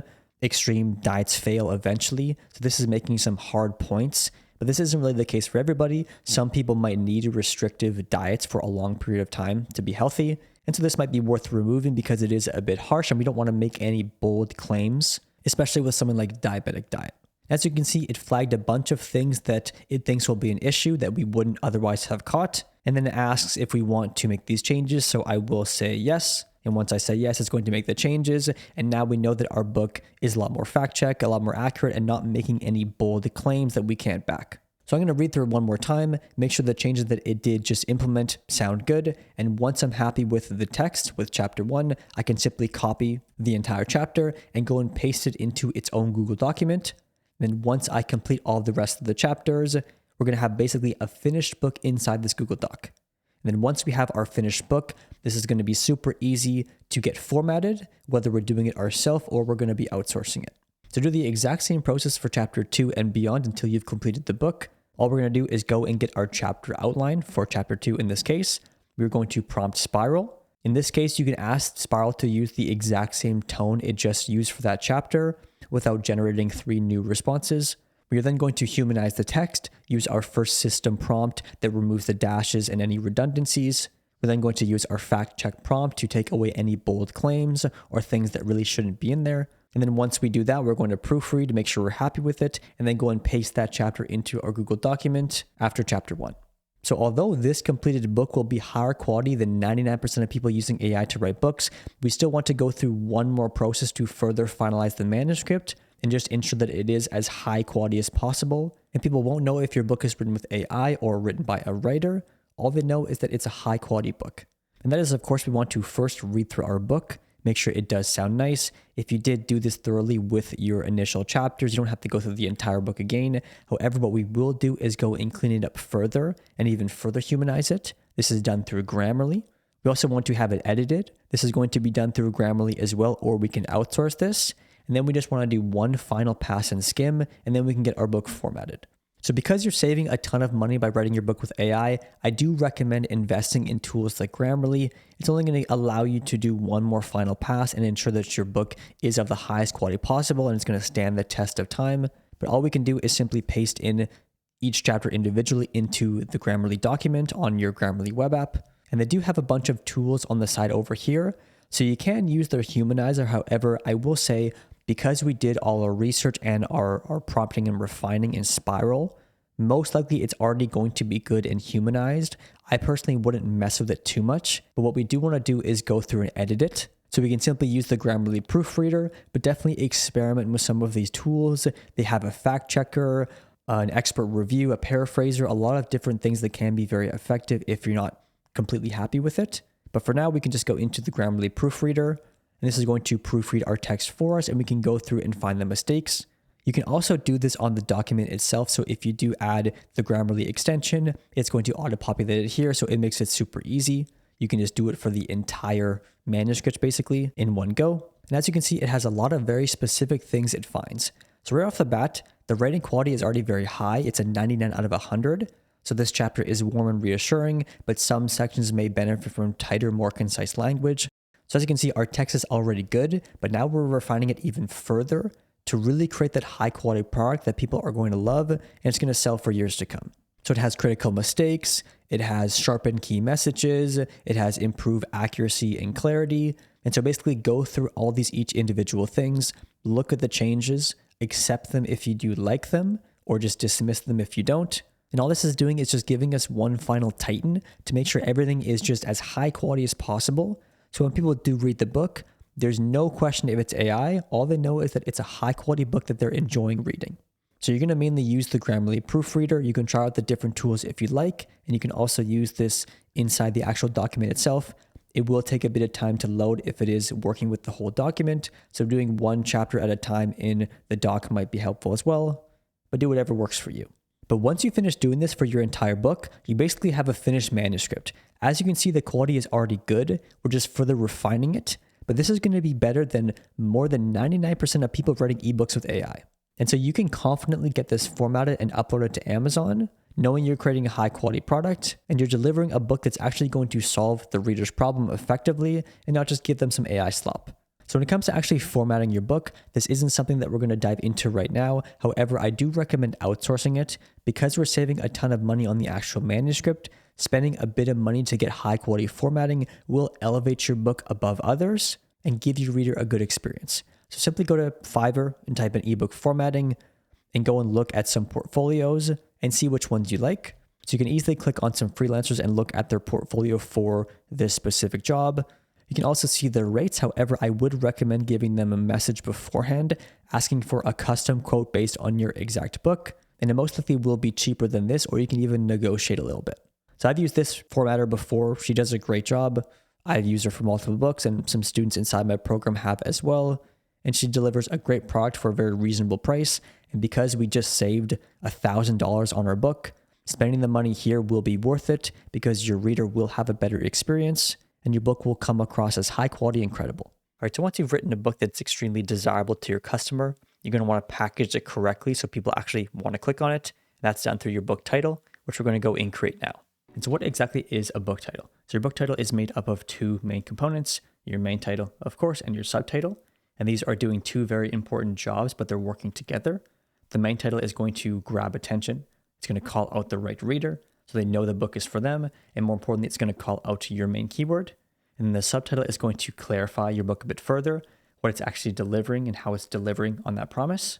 And so going into this theory a bit deeper, the main title's job is to call out the reader so they instantly feel that this book is for me. There's no confusion, because if there's any confusion, they're going to keep looking. It's going to signal the topic or main keyword, so they don't have to guess and look around what the book is actually about. They know it's on the exact thing that they're looking for. And of course, the main title is meant to stand out from our competitors. It's the first thing that people see. And if we have some sort of unique angle worked into it, it's not just going to be a generic book that looks like everything else. It's going to separate it. And if you can get a customer to decide that they want your version of that topic, this is how you sell books. And more importantly, how you sell books without a ton of reviews. And an important reminder, this is a quote from Eugene Schwartz, who wrote the book Breakthrough Advertising, probably the best copywriting book you can buy. And basically, to keep it simple, copy is not meant to create desire for a product. It's meant to channel the existing desire that that customer already has onto our product. And so we need to understand our customer, understand what they're looking for and what they want to achieve, and tell them that our book is going to be the mechanism to do that for them. And diving into a bit deeper into the subtitle's job is meant for clarity and conversion. So it's going to explain that the book is going to help them achieve this in this way. And this way is, of course, superior to all these other books. And so it's important we outline what type of book it is. Is it a guide? Is it a workbook, a planner, etc.? Make sure they know exactly what category it falls under. We want to, of course, showcase the outcome. What is their goal? And we need a very definitive statement stating this, which of course we'll get into with our examples. And more importantly, this is where we better communicate our mechanism or our edge. How are we standing apart from our competitors? This is going to be things like timeframes, the simplicity of it, the overall book structure. Maybe it's just better in teaching the topic in a more effective way than our competitors. Maybe there's visuals, maybe there's full illustrations, whatever important things that your book has that separates it. But more importantly, there needs to be no unanswered questions. We need to very clearly communicate that this book is going to help them solve their problem and it's going to help them get this outcome with this simple mechanism. So one more very important point before we dive into the actual process, and that is that the key to effective book titles comes from topic research. So if you don't have a good book to begin with, how can you create a strong title? There's no attributes, there's no mechanism, there's no features. And so we need to ensure that we are doing adequate topic research and creating a very strong book. And then the title creation is kind of easy. So the 3 questions to ask yourself with your book itself: is the book itself good? Of course. The structure, the mechanism, the features. Is there alignment? Is it what the customer actually wants and can you prove that? And is it compelling? Is it more appealing than the competitors? And I know I keep mentioning you want to stand out from your competitors, but the reason I'm doing that is because a lot of people will create books and book titles in general that look good in their topic and align with their keyword, but they don't think about how it's going to be positioned beside other books. And when customers are buying books on Amazon, they're looking at all the options they have and they're picking the best one. So it doesn't matter how well your book aligns with your topic. If it doesn't beat your competitors, you're not going to make sales. And so my simple book title creation process is as follows. And of course, we will actually go and do this in a second. But step one is to start with topic research. This is where we go and grab all necessary competitor information plus our book attributes and put them into a document. We can then use this document to go to step two and generate our title options. I personally like to use ChatGPT. I think it just does a really good job. And more importantly, when you input the right prompt correctly, you're going to get a really good output right from the start. So I'm usually going to get about 10 titles created. I'm going to repeat the prompt a few times, maybe even in a few different chats if I'm not happy. And on top of that, I'm also going to get more versions of titles based on the ones that I like. So I'm going to tell it to make more titles based on this one or this one, because some titles will be very strong and some won't. And then step three is we take all these finalist titles and move them to a clean document that we can work with them. And this is where I go into step four, which is the brainstorm phase, and just finalize my title. So I'm going to mix and match subtitles and main titles from the different options that we get.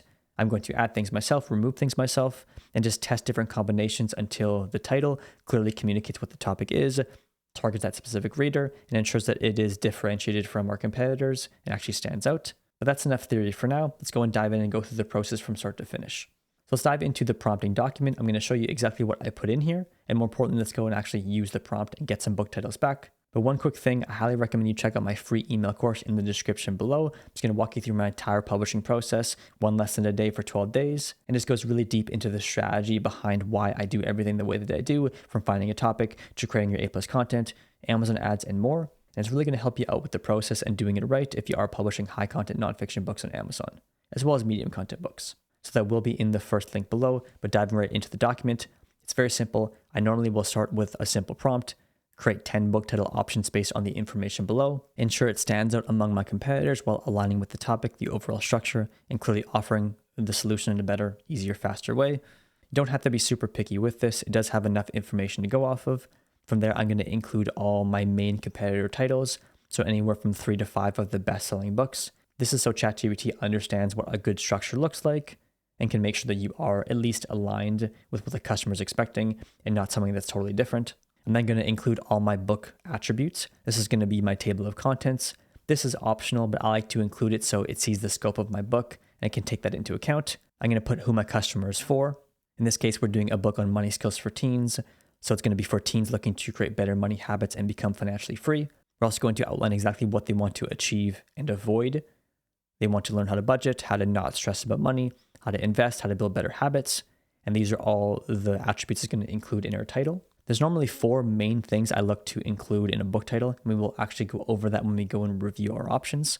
I'm also going to put the goal of my title, so ChatGPT knows exactly how I want it structured. And this is going to be to clearly communicate my main keyword. In this case, it's money skills for teens.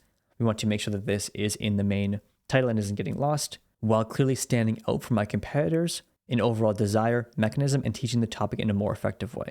So it's okay to be redundant. Just make sure that you are really outlining what you're looking for, and then giving the information alongside this structure. The last thing I'm going to include is how I want to be differentiated from my competitors.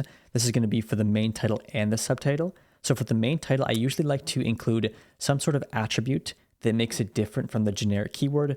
So in this case, a lot of the books are titled Money Skills for Teens.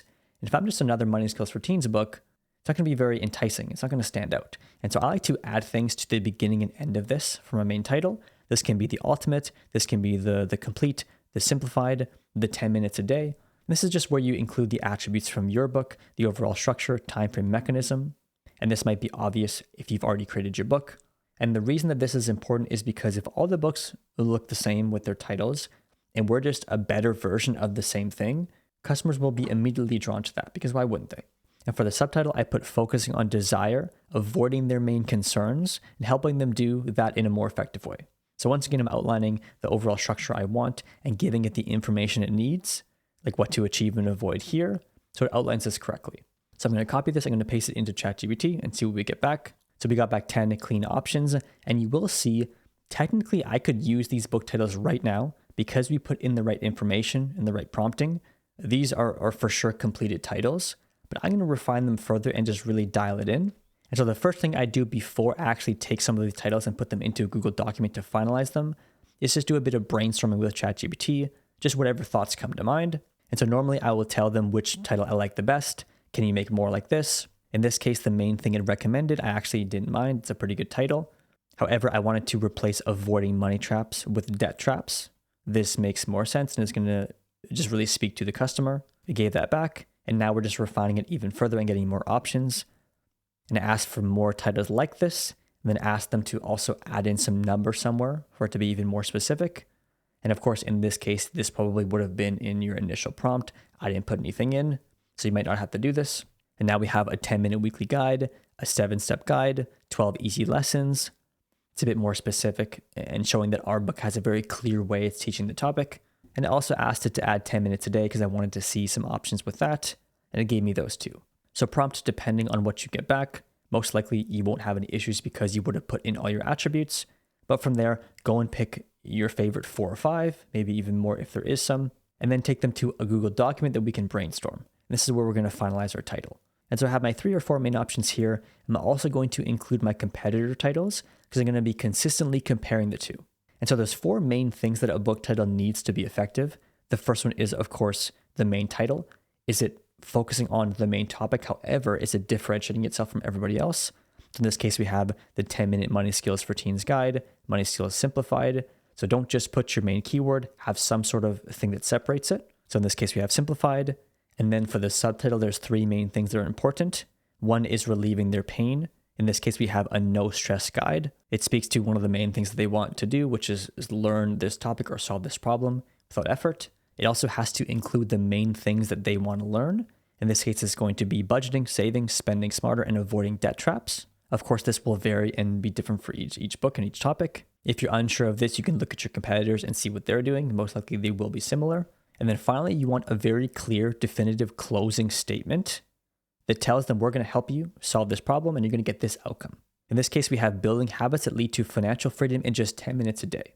If we can get our potential customer to picture themselves achieving what they want to achieve, it's going to drastically increase our clicks and our conversions because it closes the loop. If our customer is a teenager who's looking to get better money skills and become financially free, and they read this title here, Money Skills for Teens Simplified, a no-stress guide to budgeting, saving, spending smarter, avoiding debt traps, and building habits that lead to financial freedom in just 10 minutes a day. It's going to tell them literally everything that they want to hear, close the loop, and at that point, they just have to make a decision. And when they make that decision to click on your book and your product page sells us even more, it has a strong description, really showcasing that their problems are over, our book is going to solve them for them, and our A+ content really visualizes what's inside the book and the overall experience. It's going to be very likely that they're going to want to buy our book because there's no reason for them not to. And so from here, like I said, I'm going to continue to look through these titles. Once again, they're pretty good, but I just want to dial them in. This one here is my favorite so far, but I also like the 10-minute Money Skills for Teens guide. The complete Money Skills guide for teens works well as well. And more importantly, I'm going to look at them beside my competitors and see which one's going to stand out the most. You can also get creative with your main titles to ensure that you stand out. So for here, we have the A to Z Money Skills for Teens guide. We can also do Money Skills for Teens in 10 minutes. This is another strong strategy when it comes to book titles, is contradicting what somebody's expecting. So if it's going to be a complex, confusing topic and you say it's in 10 minutes, it completely goes against what they're expecting. So even if they're unsure, they're still going to be curious, and curiosity gets the click. And then now when you sell them effectively on your product page and show them that this isn't actually a gimmick, they actually are going to learn this topic in 10 minutes a day because that's all that they need. At this point, they've already decided to buy your book. And if we get people to decide that they want our version of this topic, it doesn't matter if our competitors have 1,000 reviews because this is what they want. They want the 10-minute version of this topic. And that's what they're going to buy. So I really haven't done much brainstorming at all, but I'm already happy with this title. And that's why if we do proper topic research, we have a good book, we prompt it correctly, we're going to get some really good outputs. And the last thing I'm going to look at is just ensuring that my book title isn't overlapping any of my competitors. We don't want it to be too similar. We want it to be a clear, unique book that has its own mechanism and its own features. However, there will be some overlap when it comes to the actual things that the customer wants to learn, budgeting, saving, investing.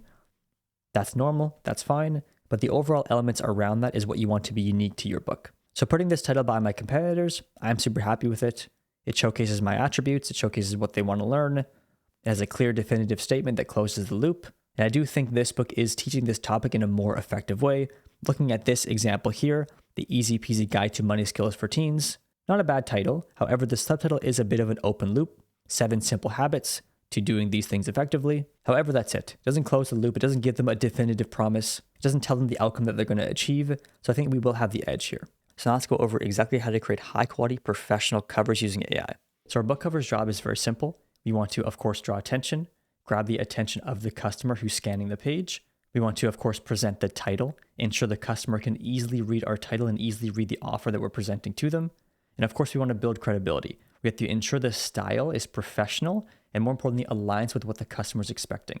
A good cover design usually works if it nails these 4 areas: thumbnail readability, standout, competitor advantage, and any important elements are visual. So when it comes to thumbnail readability, can someone simply understand your cover and read it when it's small? Most people are searching on Amazon on their phones, or they're just quickly scanning on their computer. They're not going to be reading all the fine print. And if they can't understand exactly what our book is about and what we're offering them at a glance, even if our cover is small, it's not going to get much attention. And so we want a big title, of course. It's easy to read, strong contrast between the title itself and the background, a simple layout that's very clear, and of course, a clear focal point we want them to read. 2 is, of course, standing out. We simply want to draw the most attention. So this is also why large titles work well, because if they can read the title easier and it's a more enticing offer than the competitors, they're going to be drawn to it. But we have to always compare our cover to our competitors. Is it standing out or is it just blending in? When it comes to competitor advantage, we want to look like we belong in this niche and this topic. However, we're the best version of that topic. So we're cleaner, we're more modern, we're easier to read, we're just overall more premium and trustworthy. And this is what builds credibility, which works especially well when people are buying emotionally, which they usually are. And 4, important elements are actually visual. So there are any specific outcomes or features that customers really want and you have them in your book, make sure that you're showcasing them. This can be full color. You can have a big badge that says this on your title so it's easy to see and they know that they're going to get that. You can have weight loss. If this is in your subtitle or just as a badge itself, we want to clearly highlight the outcome that the reader wants. And if this is the main outcome, then let's make sure they can see that easily. Maybe bonus videos, if you have any extras that will be very effective to their experience, have some sort of banner or gain another badge to showcase this. But the important thing is they're seeing and reading our title easily and effortlessly. It's, of course, a desirable title. And then we pair that with any other features that the customer would want so they can easily scan and see it. So the process for creating high converting book covers is very simple. Step 1 is to, of course, grab our book's information.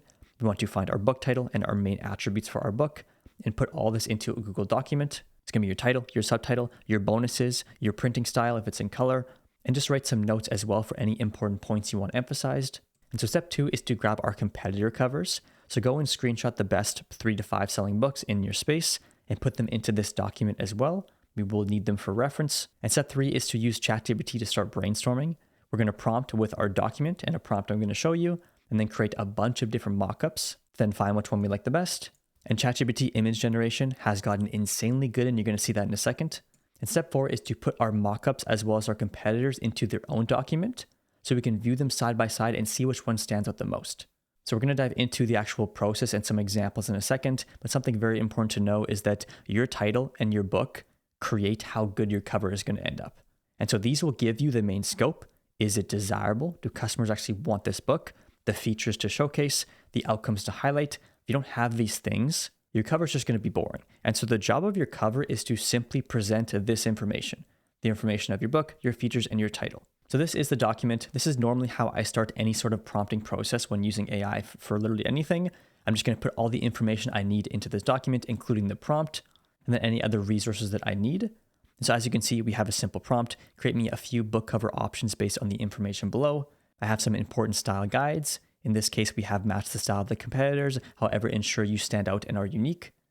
Ensure the title is larger and more legible.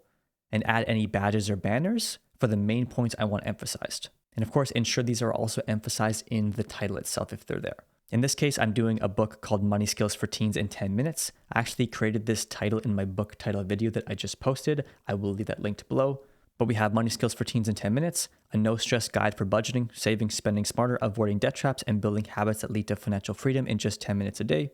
So once again, we start off with a really strong title that highlights exactly what the customer wants and makes it easy for them. I'm also going to include my trim size. ChatGPT can now make different size images, so it makes it super easy to create a finalized cover. I'm also going to highlight any important points I want emphasized. In this case, I want it to be 10 minutes a day and financial freedom. This is really going to appeal to a teen wanting to learn about money skills. From there, I'm simply going to get my competitor titles, the screenshots, and then we can go and actually prompt ChatGPT and get a few cover designs back. So you can just take this document, export it as a PDF, and put that into ChatGPT. However, I like to copy the text itself, paste this into the ChatGPT chat, and then go and drag the actual images in as well, so they come up as separate text and images. It just does a better job at reading the prompt rather than having to sift through the PDF, which sometimes it doesn't do the best job at actually analyzing the photos in there. So as you can see, I put the prompt in and the information as well as the competitor titles, and this is what it came back with right away. So as you can see, when you prepare properly with a good book, a good title, a good prompt, good references, you're going to get something back good right away. These image generation models are literally getting better by the day, and I mean by the day, and it's only getting easier to do this. So as you can see, this is the first cover I got back, and it gave me a few different colors of it, and I already really like it. This one specifically here just jumps out at you. I like how the 10 minutes a day is really emphasized, so when somebody is scanning, this is the first thing that they're going to see. And so what I'm going to do is, of course, take this, put it into a Google document with my competitors, and then go and create some more covers and then just compare them all together. And so I normally will create maybe 50 covers. I like to create a lot and just really analyze them and see which one is going to work the best. Of course, you don't have to do that, as well as ChatGPT does have limitations for how many images you can create. It might take a bit of time, but ideally you definitely start with 5 or 10. So I normally do a bunch of different chats with the same prompt, maybe tweaking a few things, maybe adding different competitor images for different references and see what it comes back with. Here's another version of this cover. Once again, it follows the prompt well, it works very well. Of course, you can make a few tweaks to it, but this looks super good already. This is another cover I'm going to take and put it to the document. I'm not super worried about some of the mistakes here, like there's 2 10-minute badges. I can go and fix that later. I'm just looking for my overall design. So make anywhere from 5 to 10, but this is really where your cover is going to come to life. You're going to see exactly which ones are going to work well and which ones won't, because we always want to compare things like this to our competitors. Even if our book is very aligned with our topic, doesn't mean someone's going to buy it, because if there's a book beside it that's doing a better job at presenting what it has to offer, they're just going to gravitate toward that. So in this case here, I really like the purple cover here. As you can see, when someone's just scanning, all the other books simply say, money skills for teens, money skills for teens. There's not really much emphasis on important points or desirable features. And so this one here with a large 10-minute badge, they're going to be immediately drawn to it. And if you pair that with the bright purple background, the contrast from all their competitors, as well as the bright white text, all the attention is just drawn to it. And so even compared to the other mockup, which is similar, it just does a bit better job at really punching out. And that's what we want to do. We need to grab their attention fast with the design of our cover and the overall title and offer, in this case, Money Skills for Teens in 10 minutes, it's what's going to get somebody to click our book. Because even if they're a bit skeptical, they're going to want to click because they're going to be curious. And so you simply have to pair a standout cover design like this with a really strong title. This is what's going to get a lot of attention on your book, even with less reviews. Because the customer is going to decide that this is the version of this topic they want. And if we're the best version of this topic, that's what someone's going to buy. I will show you how to make the backup cover design as well as turn this into a paperback cover with the spine in the back. However, first let's go and look at another example. So I did the exact same thing with a book on diabetic cookbook for seniors. I put in the same prompt as well as some competitor covers. And once again, it came back with a few options. So I'm going to do the exact same thing as before, take all these designs, put them in a Google document and compare them to my competitors. Even if you have no design experience, you're going to very easily see which one stands out the most, delivers the title in a more effective way, and it's just the clear best option. And of course, I did it once again in another chat with different references this time. If there is some books that you'd like that are selling well, just give it those. And it came back with even more options. Once again, I like these as well, specifically this one here. As you can see, this seems super simple, but when we do our preparation, we have a strong title, we have a strong prompt, as well as we have these really high quality tools that are only getting better. The output's super good right away. And the last thing you can do to ensure that your cover is set up for success is go through this simple checklist, and I will of course put it in the document below. And a strong cover passes when it answers yes to all of these. 1, can you read the main title even as a thumbnail when the book is small? 2, is the topic obvious within 2 seconds? 3, does it clearly call out the right reader? Is it targeting that specific person? 4, does the design match the niche's emotion? Does it actually align with what's there so you look like you're supposed to be there? 5, does it look professional compared to the competitors? Does it look like the premium option based on all the books that are there? 6, is it easier to read at a glance than the competitors? Is it drawing their attention fast and then giving them what they need to know immediately? Does it communicate why the book is valuable? Does it showcase any specific things like 10 minutes a day very easily? So that's what their eye is drawn to right away. Is it clean and not cluttered? Does it showcase exactly what it needs to showcase without a bunch of extra icons or elements? And 9, just simply ask, would this make the right customer want to click it? Is it the best version of this topic? That is the no-brainer option. If you answer all these questions right, your title and cover should be set up for success. So there's a few things you need to know if you want to convert this into a full paperback cover. This most likely will work well as the ebook cover as is. However, what I normally do is ask it to give it a bit of bleed around the edge. This allows us to make the paperback cover because there is a bleed line when we create it. And now because these image generation models are getting so good, as you can see, it did this perfectly. And now I simply asked it to create the backup cover design for me, and it did it right away. Of course, any tweaks you have to make, you can ask it, but this is already super good to begin with, and most likely will work fine.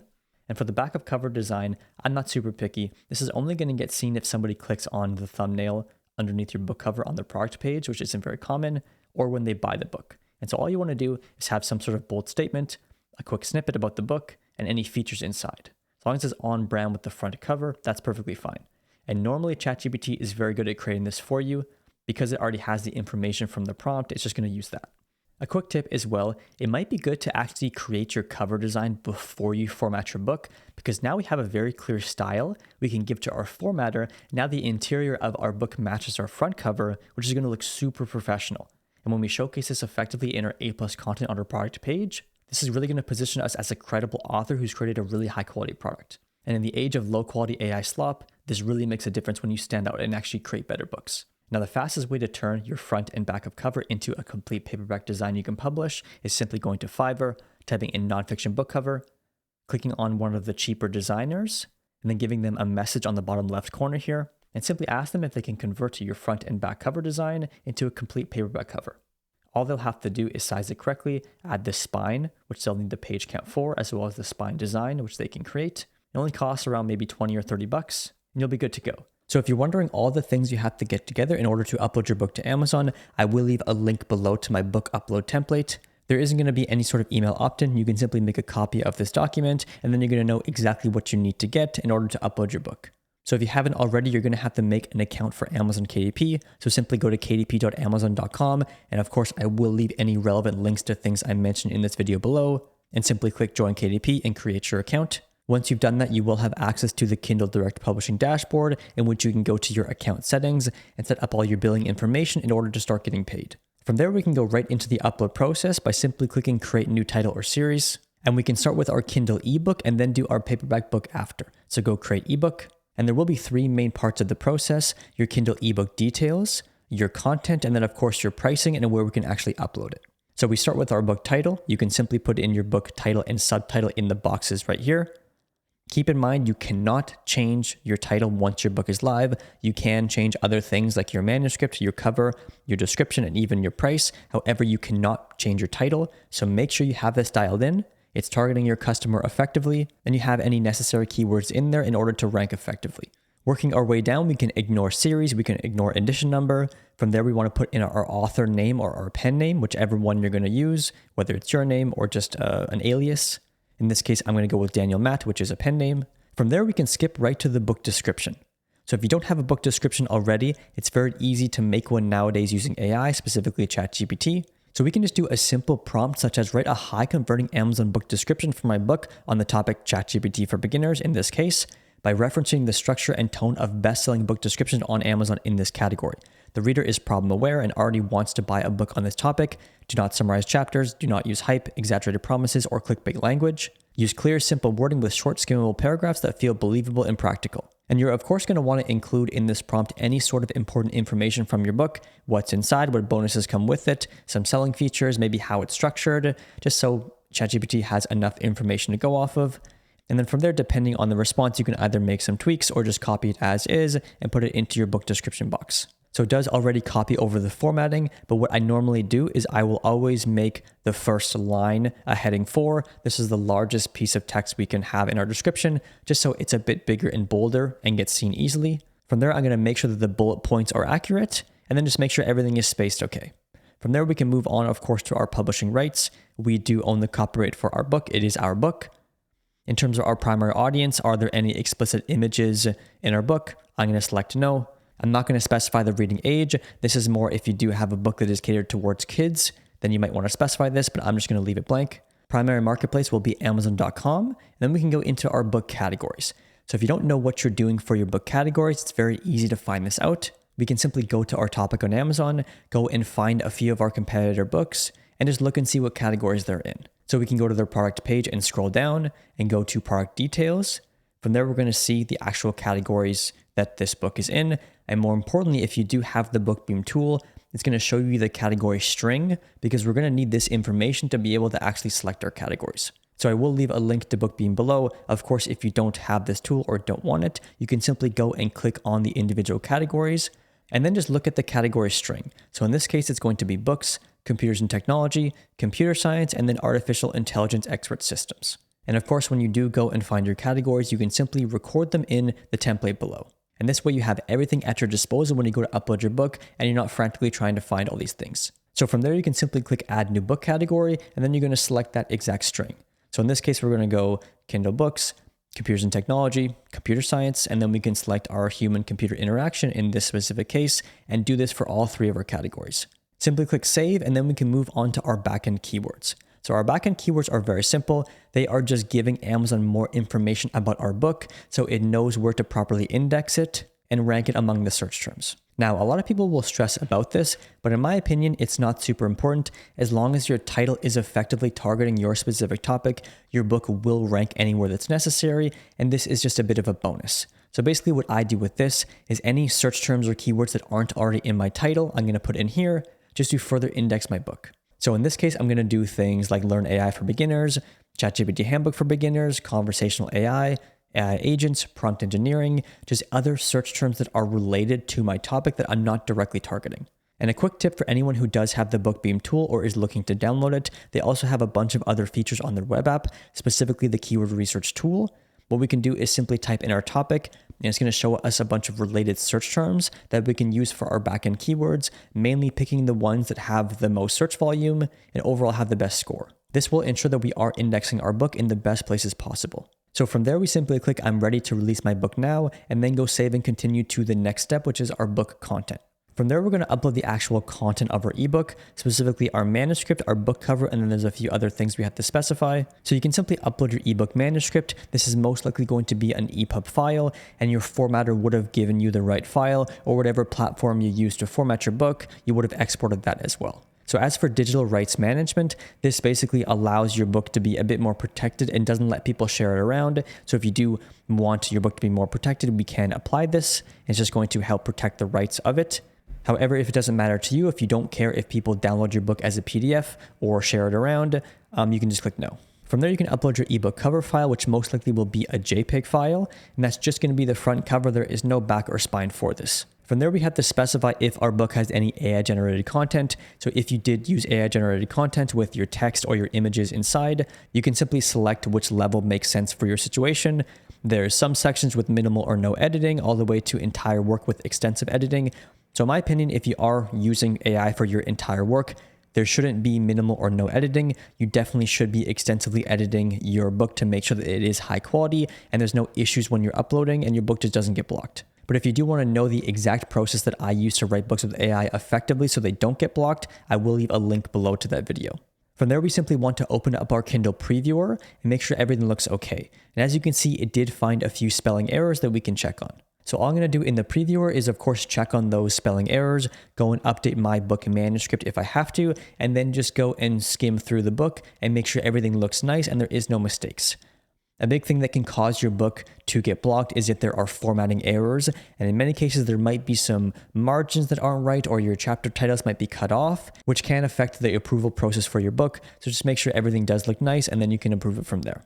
So we can just go back and then go back to the content process of our book. So we can ignore our Kindle ebook ISBN. You do not need an ISBN number for your ebook. And then we can just select our accessibility features if our images are accessible, and just ensures people can view them correctly. So if you're unsure about this, just click I don't know, and then move on to save and continue, of course. And we're going to go on to the final part of the process, which is pricing our book and uploading it.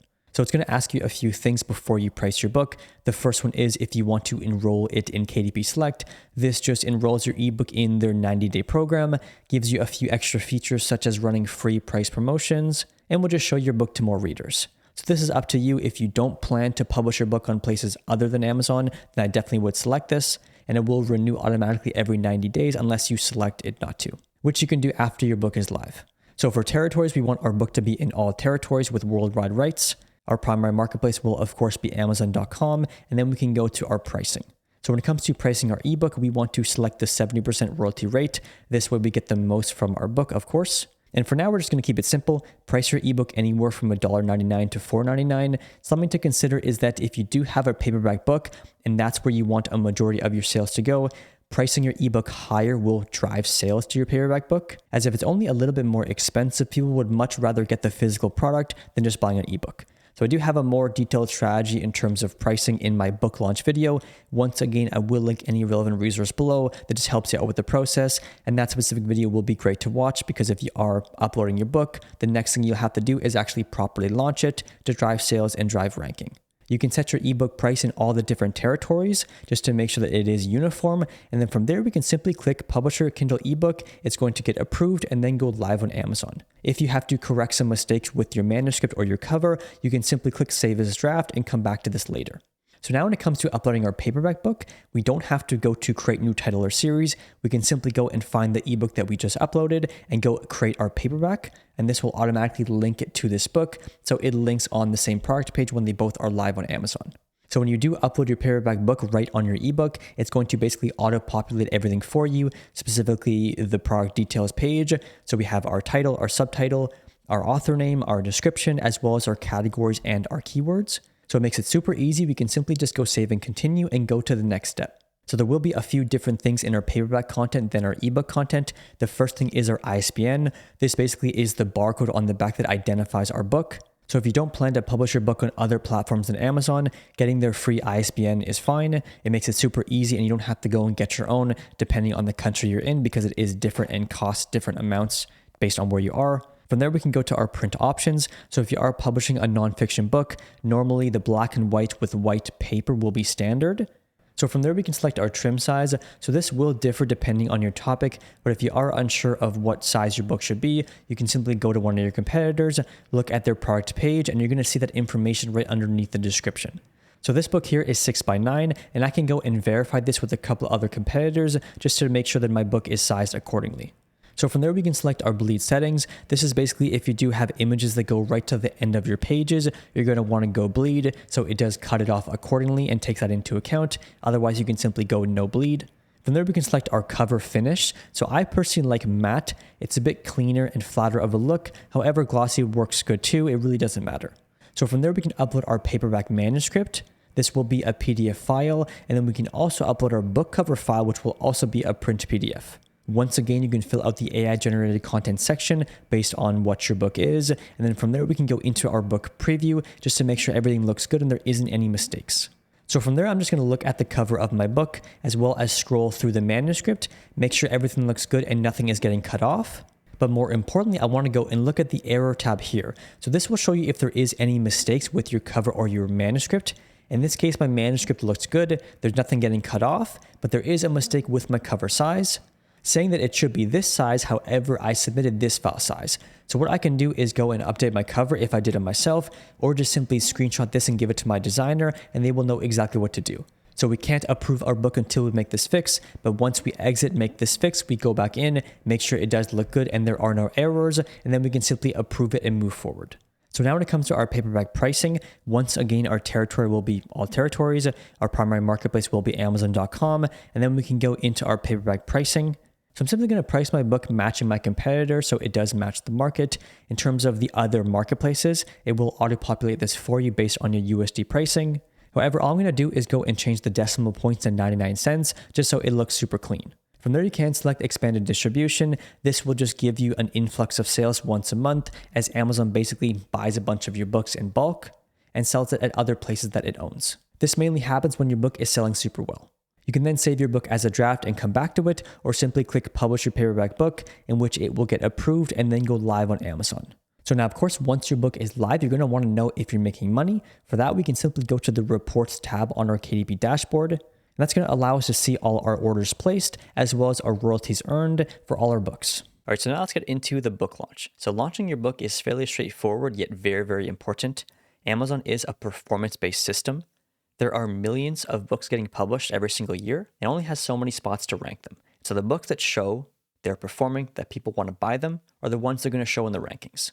And so our goal when it comes to launching our book is we want to rank high on page 1 of our main keyword. This is how we're going to get a ton of organic sales, which is where all the profit is. How we're going to do this is use reviews for social proof and ads to get some attention on our book. And on top of this, Amazon usually takes newer books and tests them in the higher ranking spots. And if they do prove that they're worthy to be there in the first 30 days roughly, by getting lots of continuous sales, that's what's going to allow your book to rank the best. It's not the end of the world if you don't get a ton of sales in the first 30 days, but it is what we should aim for. So step 1 is to publish and set our launch price. So I like to publish my book at $9.99 for a normal high content nonfiction book. This is going to be a good discount from the normal $15 to $17.99 and drive a lot of impulse buys. If we have a really high quality desirable book in a niche specific topic and it's cheap, people are just going to buy it because why not? And I'm going to price my ebook at around 99 cents. This makes it easy to get reviews, as well as just drive a bit more sales.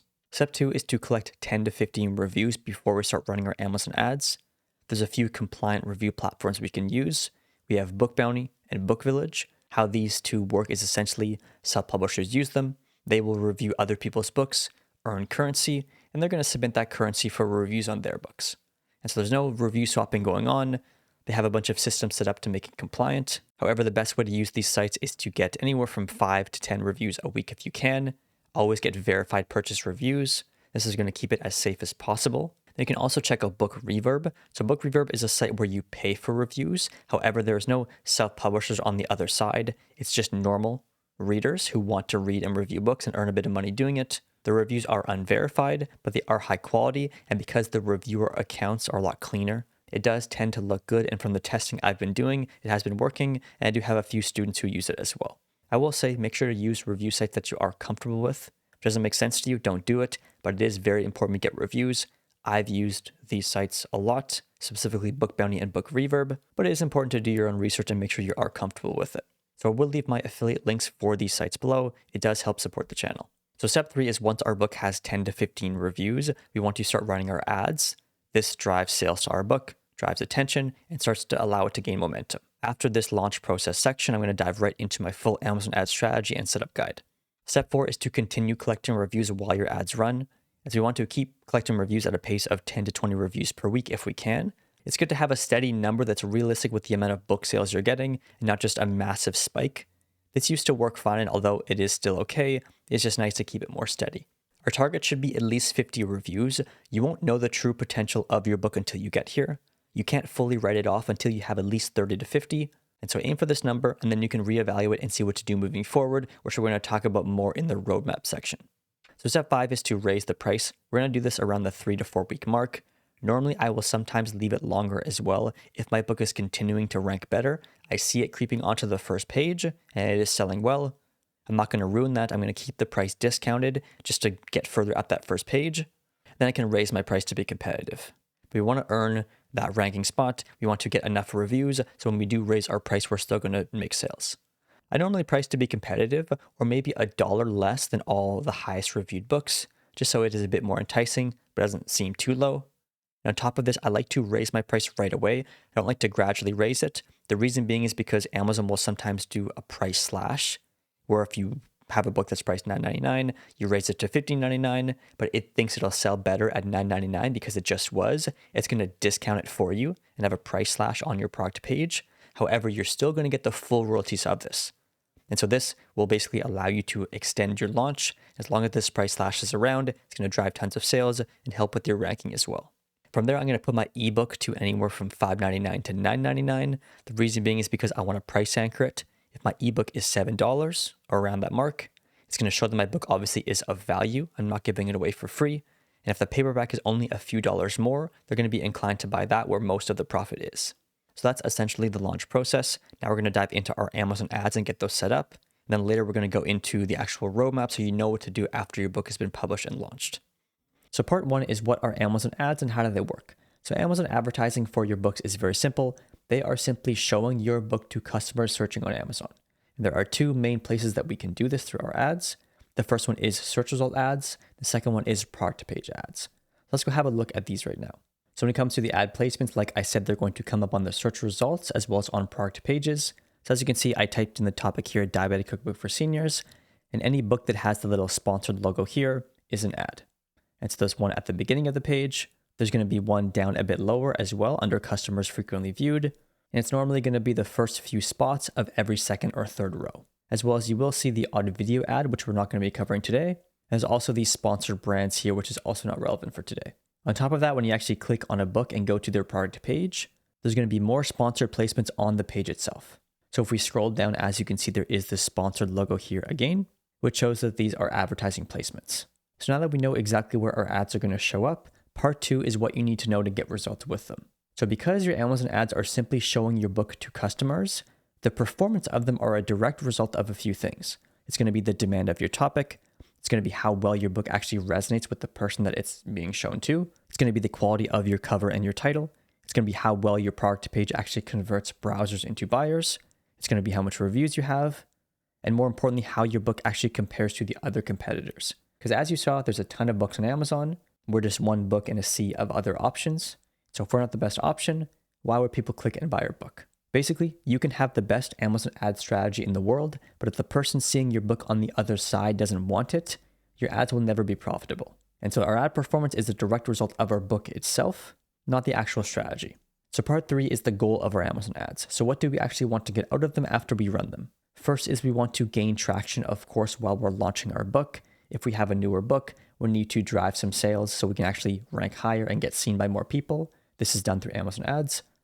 We also want to keep our book ranking high. When it does get to page 1 and get seen by all the organic traffic, we want it to stay there. And more importantly, our whole goal of running them is to get seen by the organic traffic. I know I just said this, but this is a very important thing to understand because the real money with Amazon KDP comes from organic sales. It comes from when your book ranks high in a popular search term and all the people searching it are buying your book regardless of your ads at all. And so given this point, I'm fine if my ads break even. I'm fine if my ads are slightly unprofitable because they are driving my book to consistently rank better and to slowly improve over time. And at the end of the day, as long as I made more money at the end of the month than I spent on ads, I'm going to be happy. A good rule of thumb is that if your ads make up anywhere from 30 to 40% of your royalties, then you're in a good spot. That means that your book is performing well, the topic is good, and 60 to 70% is coming from the organic traffic. So part 4 is the campaign overview. What exactly is our strategy that we want to run for maximum results? And this is as follows. We want to go wide. We want to go after where there is high potential. We want to experiment. We more importantly want to find what works. We then want to scale what's working and then simplify for sustainability. So it's easy to manage and run over time. And so when it comes to the actual campaign setup, there are 3 main types of campaigns that you're going to want to run. And there's going to be a few different variations of each. And those campaigns are, of course, a keyword campaign targeting the search results that we looked at. We're then going to target a product campaign or a few different versions of it.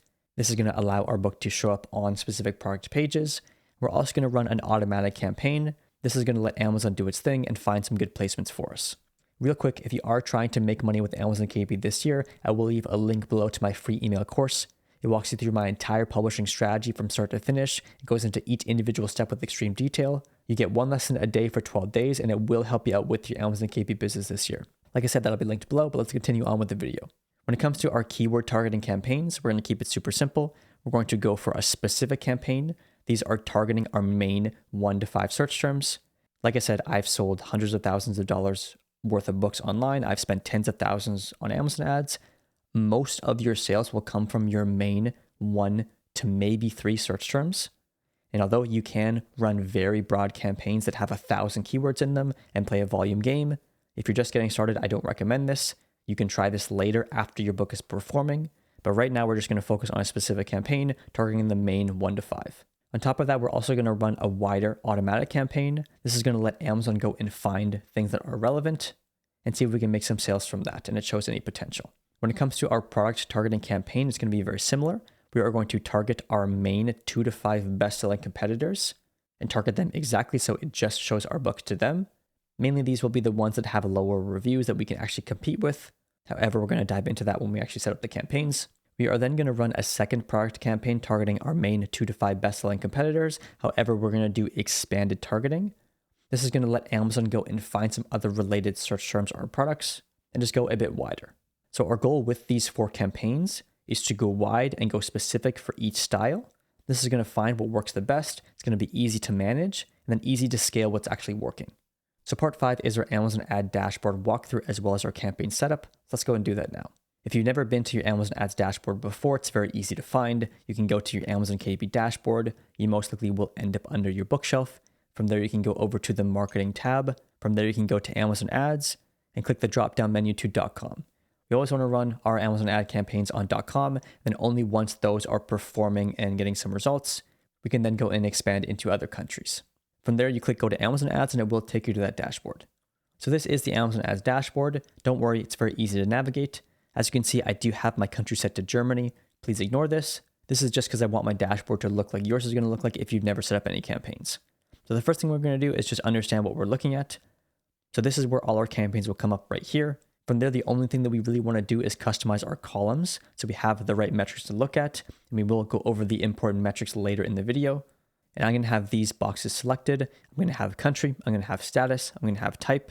I'm going to have campaign budget amount. I'm going to have impressions. I'm going to have top of search impression share. I'm going to have top of search bid adjustment. I'm going to have clicks, click-through rate, total cost, and cost per click. I'm also going to have purchases, sales, and advertising cost of sales. The only other section you need to know right now is portfolios. I recommend you make a separate portfolio for each book and put all your campaigns in each. So let's go over how to set up our campaigns. Let's first go to create campaign. You're then going to go to sponsored products and click promote product listings. We're promoting our book listing. Go create campaign. For our ad format, we're going to go to standard ad. We are then going to click the paperback version of our book. We always want to advertise to our paperback, not our ebook.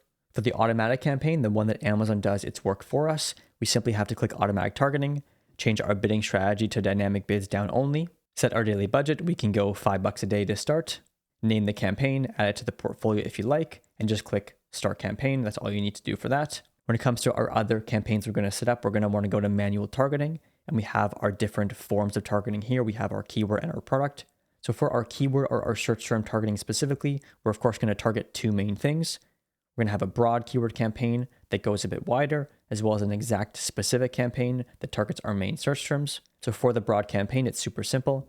Simply leave the filter by section with all the boxes selected. We have our broad, our phrase, and our exact. This means that whatever keyword you pick to target, it's going to target different things related to it, as well as different phrasing of it. And all we're going to do is look at the list that it recommends here and click all variations for each search term that we see.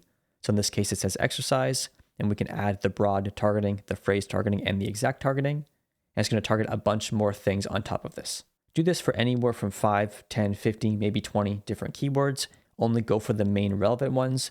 The broader and wider you go. For example, if I just go with exercise, you're not going to see a ton of your ideal customer, and they might spend a lot of money and not get a good result back. So we want to be more specific. We want to target our exact search term or different keywords that are targeting our exact customer. And you're going to find very quickly that the best performing keywords you have are the ones that you're targeting more specifically to your actual topic. For our campaign bidding strategy, we want to go with dynamic bids down only. This basically will only adjust your bids to be lower than you set them as and will not go higher. If you click up and down, it will change your bids up to double the price basically and spend a bunch more money. We don't want to do that. So down only. Then once again, we're going to name our campaign. I like to name them something simple like book 1, keyword campaign, broad. I'm going to set the daily budget. In this case, we can go $5. Start with $5 a day for each campaign. And don't worry, if all your campaigns are spending this $5 every day, it must mean people are clicking, and it must mean that you're going to get some sales back. So we have book 1 keyword wide, anything that explains it well. You can click your portfolio if you like. Have no end date. I like to run my ads indefinitely and just turn them off if I don't need them. Ignore everything else for now and simply click launch campaign. So that is keyword campaign number 1. You're going to go back, create another campaign, and come to keyword campaign number 2. The setup will be similar, but a little bit different. In terms of the filter by boxes, we're just going to click broad and phrase off. So we're only targeting our exact search terms that we pick. And now you're going to pick your 1 to 5 main search terms, the ones that are closely related to your actual book title, which means it's the exact same search term that you would have validated before creating your book. And from there, we're only going to have the exact target for this with the recommended bid. This is only going to target these exact specific keywords. And because they're the most relevant to our book, there's the most traffic, they normally do warrant a lot of attention. Everything else is the same, dynamic bids down only. Name your campaign, start with $5 a day, and launch it. Now, campaign number 3 is, of course, our specific product targeting campaign. Everything else is going to be the same. The only thing we're going to change is, of course, our manual targeting, go from keyword to product. It's now going to show you a bunch of relevant categories as of right now. I'm going to go over to individual products. And from there, you're going to see all the relevant books in your topic. And like I said, campaign 1 is going to be exact targeting. So we want to click the exact box here and then go and add any products that are relevant. I recommend adding the paperbacks, and you can see that just right here. This might be blurred, but you will see what I'm talking about. And we're going to add anywhere from 2 to 5, maybe 10 of the best performing books in our space. And if we're unsure of what these are, we can simply go and search up our keyword on Amazon and actually look at the first 2 rows of books and see what's ranking there. These work very well because we're putting our book on other product pages, which means people would have already clicked this book and they're browsing. Then they might see ours. And if the topic is relevant enough, they might click to our book if we have a strong cover and title. But the important thing here is only go for books that are actually relevant to your topic. Don't go too wide. So anywhere from 2 to 5, up to 10 if you really want to, and there are a lot of good options. We will see which ones perform the best later. Everything else is the same. Campaign bidding strategy down only. Of course, we want to name our campaign something relevant. Product exact in this case for book 1. Set it for $5 a day, pick your portfolio, and click launch campaign. If you want to go back in, create another campaign, and this is going to be campaign number 4. It's going to be the exact same thing as what we just did. However, click the expanded box here. This is going to allow Amazon to find other relevant search terms and products and just go a bit wider. This can be named book 1 product expanded so we can see and understand everything easily. So now that your campaigns are running, I like to monitor them every day just to make sure they're not overspending what I can afford and they're actually bringing sales if they are spending. But regardless, let them run for a few weeks at least if you can. And then we can go back and actually look and see what they're doing and make a bit of tweaks if we want to. Ideally, we're going to do this after about 4 weeks. If your book is newer, it might take a bit more time because you need to get some reviews and let your book start to rank. So the best case scenario is after we have a good amount of reviews, anywhere from 20 to 50, and that book has been running for a few weeks, then we can go and properly see what's going on. So part 5A is the metrics that we need to know. So the first one is going to be our click-through rate. How often are people actually clicking our book? Another one will be our conversion rate. This is our purchases that we get versus how many people actually see our ad, our impressions. The third thing is our ACoS, which is our advertising cost of sales. This basically tells you how profitable your campaign actually is. And I will show you how to calculate this number in a second. And your cost per click. How much does it actually cost you when somebody clicks on your ad? So with Amazon ads, we don't pay for impressions or just people seeing our ad. We pay when somebody actually clicks. And that number is determined by our bid amount that we set when we set up our campaigns. Whatever that is, when somebody clicks on our ad, we're going to be charged that amount. So when it comes to calculating our break-even ACoS, it's actually quite simple. We're going to take the royalty amount that we get per sale. We're going to divide that by our book price. And you can find this out at the pricing page of your book. And we're going to times it by 100. So an example would be if our book price is $20 and our royalty after printing cost is $5, that's 5 divided by 20 times 100. So our ACoS in this case will be 25%. That will be our break-even ACoS. And so that means that anything below 25% is profitable, anything at 25% is breaking even, and anything above 25% is losing money. Like I said before, I'm fine if I'm breaking even or losing a bit of money, as long as at the end of the month I have a good spread of profit versus ad spend. So part 6 is our ad management and optimization. What should we do to our campaigns moving forward and over time? And so there are 2 main things you're going to want to consistently do to your campaigns. The first one is to adjust your bids to be competitive based on the bid that you set for each keyword or product when you set up your campaigns. That's going to cost you that much per click. But because there's always tons of people advertising as well as the search volume for topics are changing, that recommended bid will change regularly.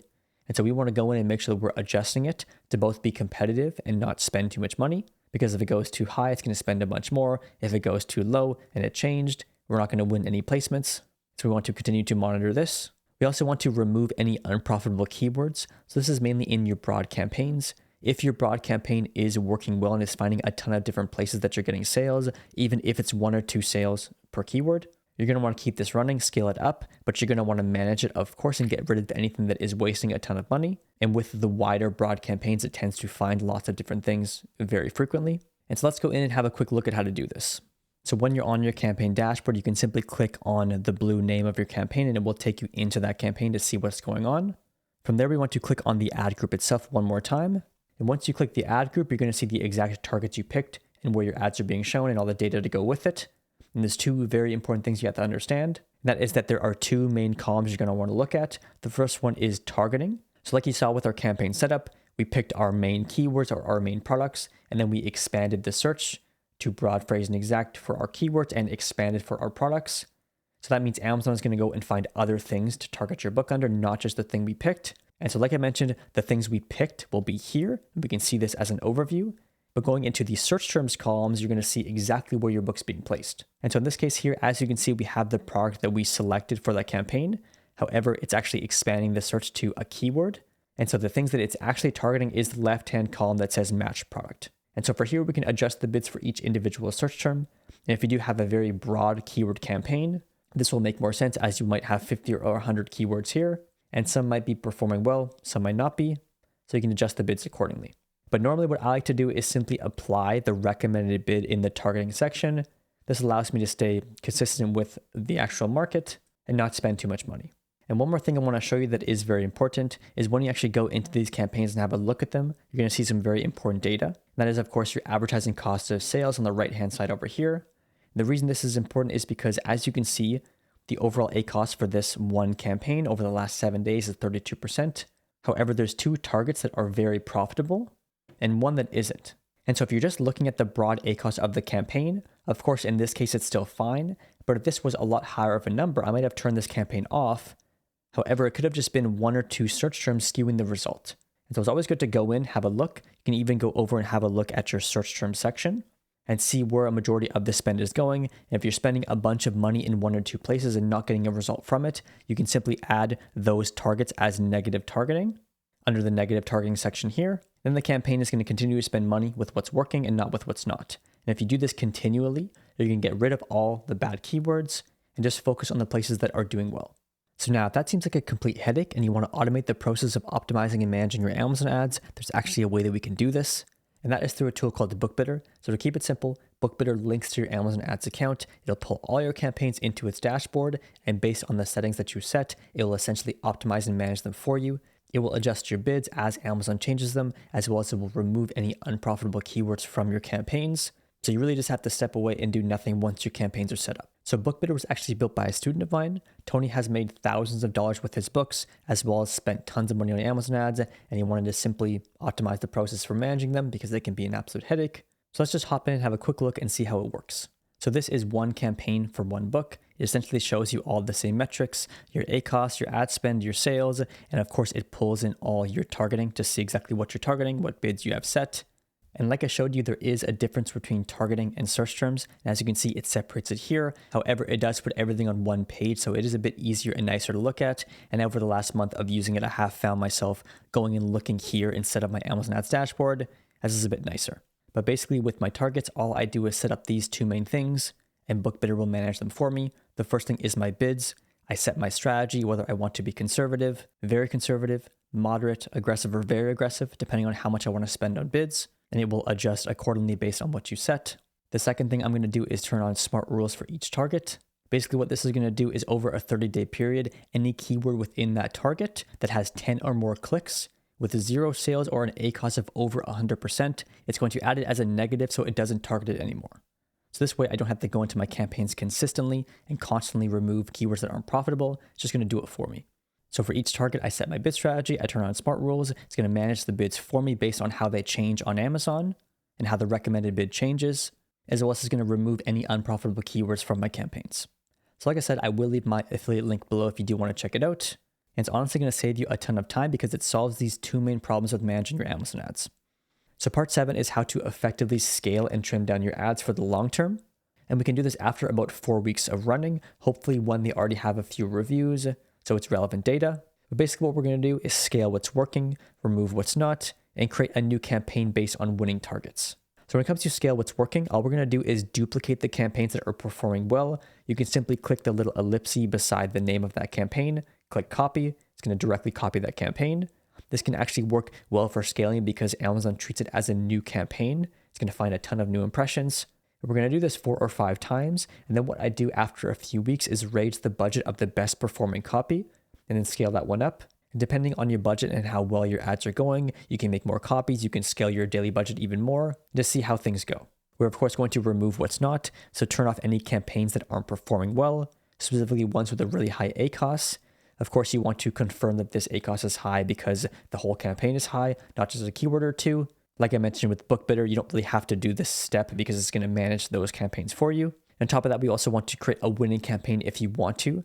So if you do have a bunch of broader campaigns that are targeting a bunch of different things, you can go in and find the best performing keywords or product in those campaigns and create a new campaign just targeting those exactly. What this is going to do is just allocate all the budget to those main performing keywords or products, and it can be effective to create some really profitable campaigns.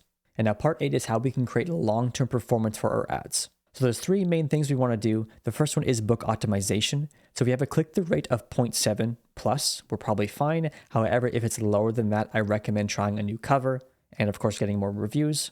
Our conversion rate ideally should be 5 to 15%. If it's a lot lower than that, I recommend improving your product page, making sure you have A+ content, you have a good and strong description, you have enough book reviews to compete, and maybe even changing your cover as well helps with this.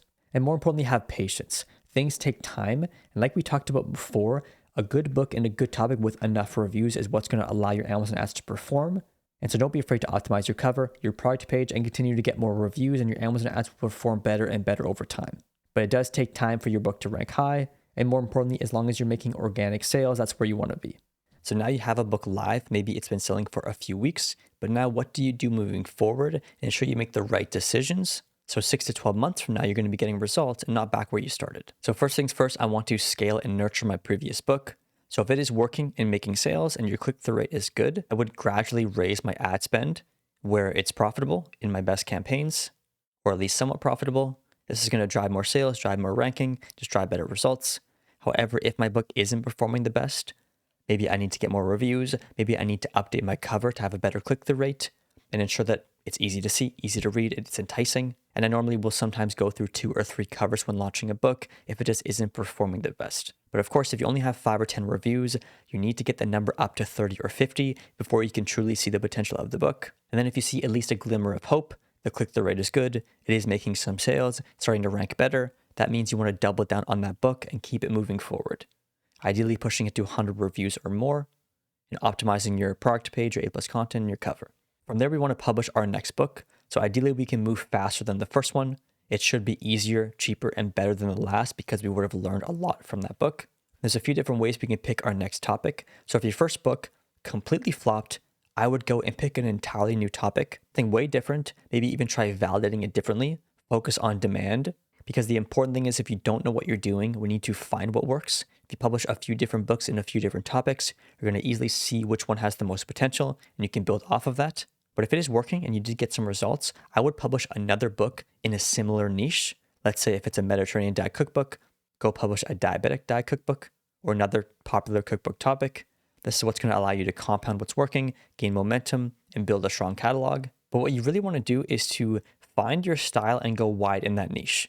So if you don't like making cookbooks, don't make another cookbook. But the important thing is to try a few different topics out, see where there is potential, and then create a good workflow and process for creating those books and create tons of them. And so you can try out some different topics like cookbook topics, fitness or wellness topics. These are topics that stay good for a long period of time.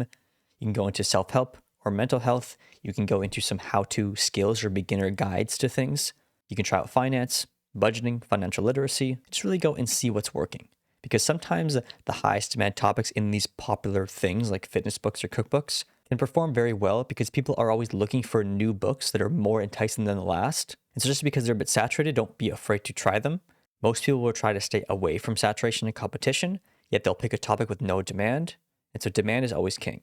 So feel free to try something, however, be very enticing with your book. Make sure it stands out and it is the no-brainer option. This is how you can take a lot of sales from these high demand topics. And of course, from there, we want to build out our catalog. This is where the real money is when the compound effect starts to work. So we want to aim for 5 to 10 books in high demand topics. Try to get all those books to 100 plus reviews, or at least the ones that show the most potential. And every book you publish compounds on the one before it. So even if it only makes a couple $100 a month, if you have 10 of these, you're now making multiple thousands. And even if one dies off, you're still earning good money. We also want to expand into audiobooks if necessary. So if your book is a text-based book, make an audiobook. You can do this through acx.com, and I do have a video on this on my channel. Of course, more advanced strategy as well, so you can go and look at bundles. So this is where you publish multiple books in one. So if you have multiple books in one topic, you can put them all into one PDF manuscript, upload it as a new book, and simply title it the full masterclass to ChatGPT, 3 books in one, then have a cover that is appropriate as well. And these can be priced higher and are very enticing to the reader. So that's a brief roadmap you can follow. The important thing is to analyze your first book, see how it's performing, continue on with that style if it is, go somewhere different if it's not, but go wide, find what's working, aim for demand, and ideally get 5 to 10 books published in the highest demand topics to the highest quality you can with enough reviews to sell. Sometimes it just takes one book to completely change your results. I've had students before who have taken multiple courses, they've published multiple books over 1 to 2 years. They come into my program, they publish one book the right way, and it makes multiple thousands of dollars in profit every single month. So I've seen it happen multiple times over. So the important thing is you keep moving forward, you strategize, you learn, you try different things, and once you find what works, you double down on that. And that's that. I hope you guys enjoyed the video and it gives you a really good starting point for your Amazon KDP business. You really don't need any special experience to start earning passive income online. It's never been more accessible, and Amazon KDP is one of the best places to start. I love self-publishing. It's honestly changed my life for the better. It paid me passive income while I was on my honeymoon a few years ago. It allowed me to save up money for a down payment on this house. I've also met some really awesome people because of it, and it's opened up more opportunities than I could have ever imagined. I really hope it can change your life too. The important thing is to take it one book at a time, really be intentional with what you're doing and learning and growing throughout the process. And even if you only make a few dollars a month, that still proves the concept, so just keep going. And if you are super interested in making Amazon KDP work this year and you want to take it to the next level, I will leave a link below to my full mentorship program, Publisher Mastery Academy. It's over 18 hours of step-by-step content walking you through my entire book creation process, clearly walking you through everything. It's my highest level advanced training, covering all the nuanced details that won't fit in a video like this, as well as it is set up for beginners, so they have everything they need to make it as easy as possible. You also get one-to-one feedback on all the most important steps as you build your book before you hit publish, so you know you're on the right track and you're set up for success, alongside live calls every single week to get any questions you have answered. Like I said, I will leave a link below. Even if you're just a little bit interested, I do recommend you apply. You're going to get a full program overview walking you through the entire program, what's inside, how it works, just so you can make sure it is right for you before you commit. And if you did make it this far, definitely comment below, I'm in it to win. I always like to see who actually makes it to the end of these videos because they are very long. And if you did, I have full faith that you will succeed in whatever it is you're pursuing because it shows that you do stick around and you commit. I'm rooting for you, I really am, and I'll see you in the next video.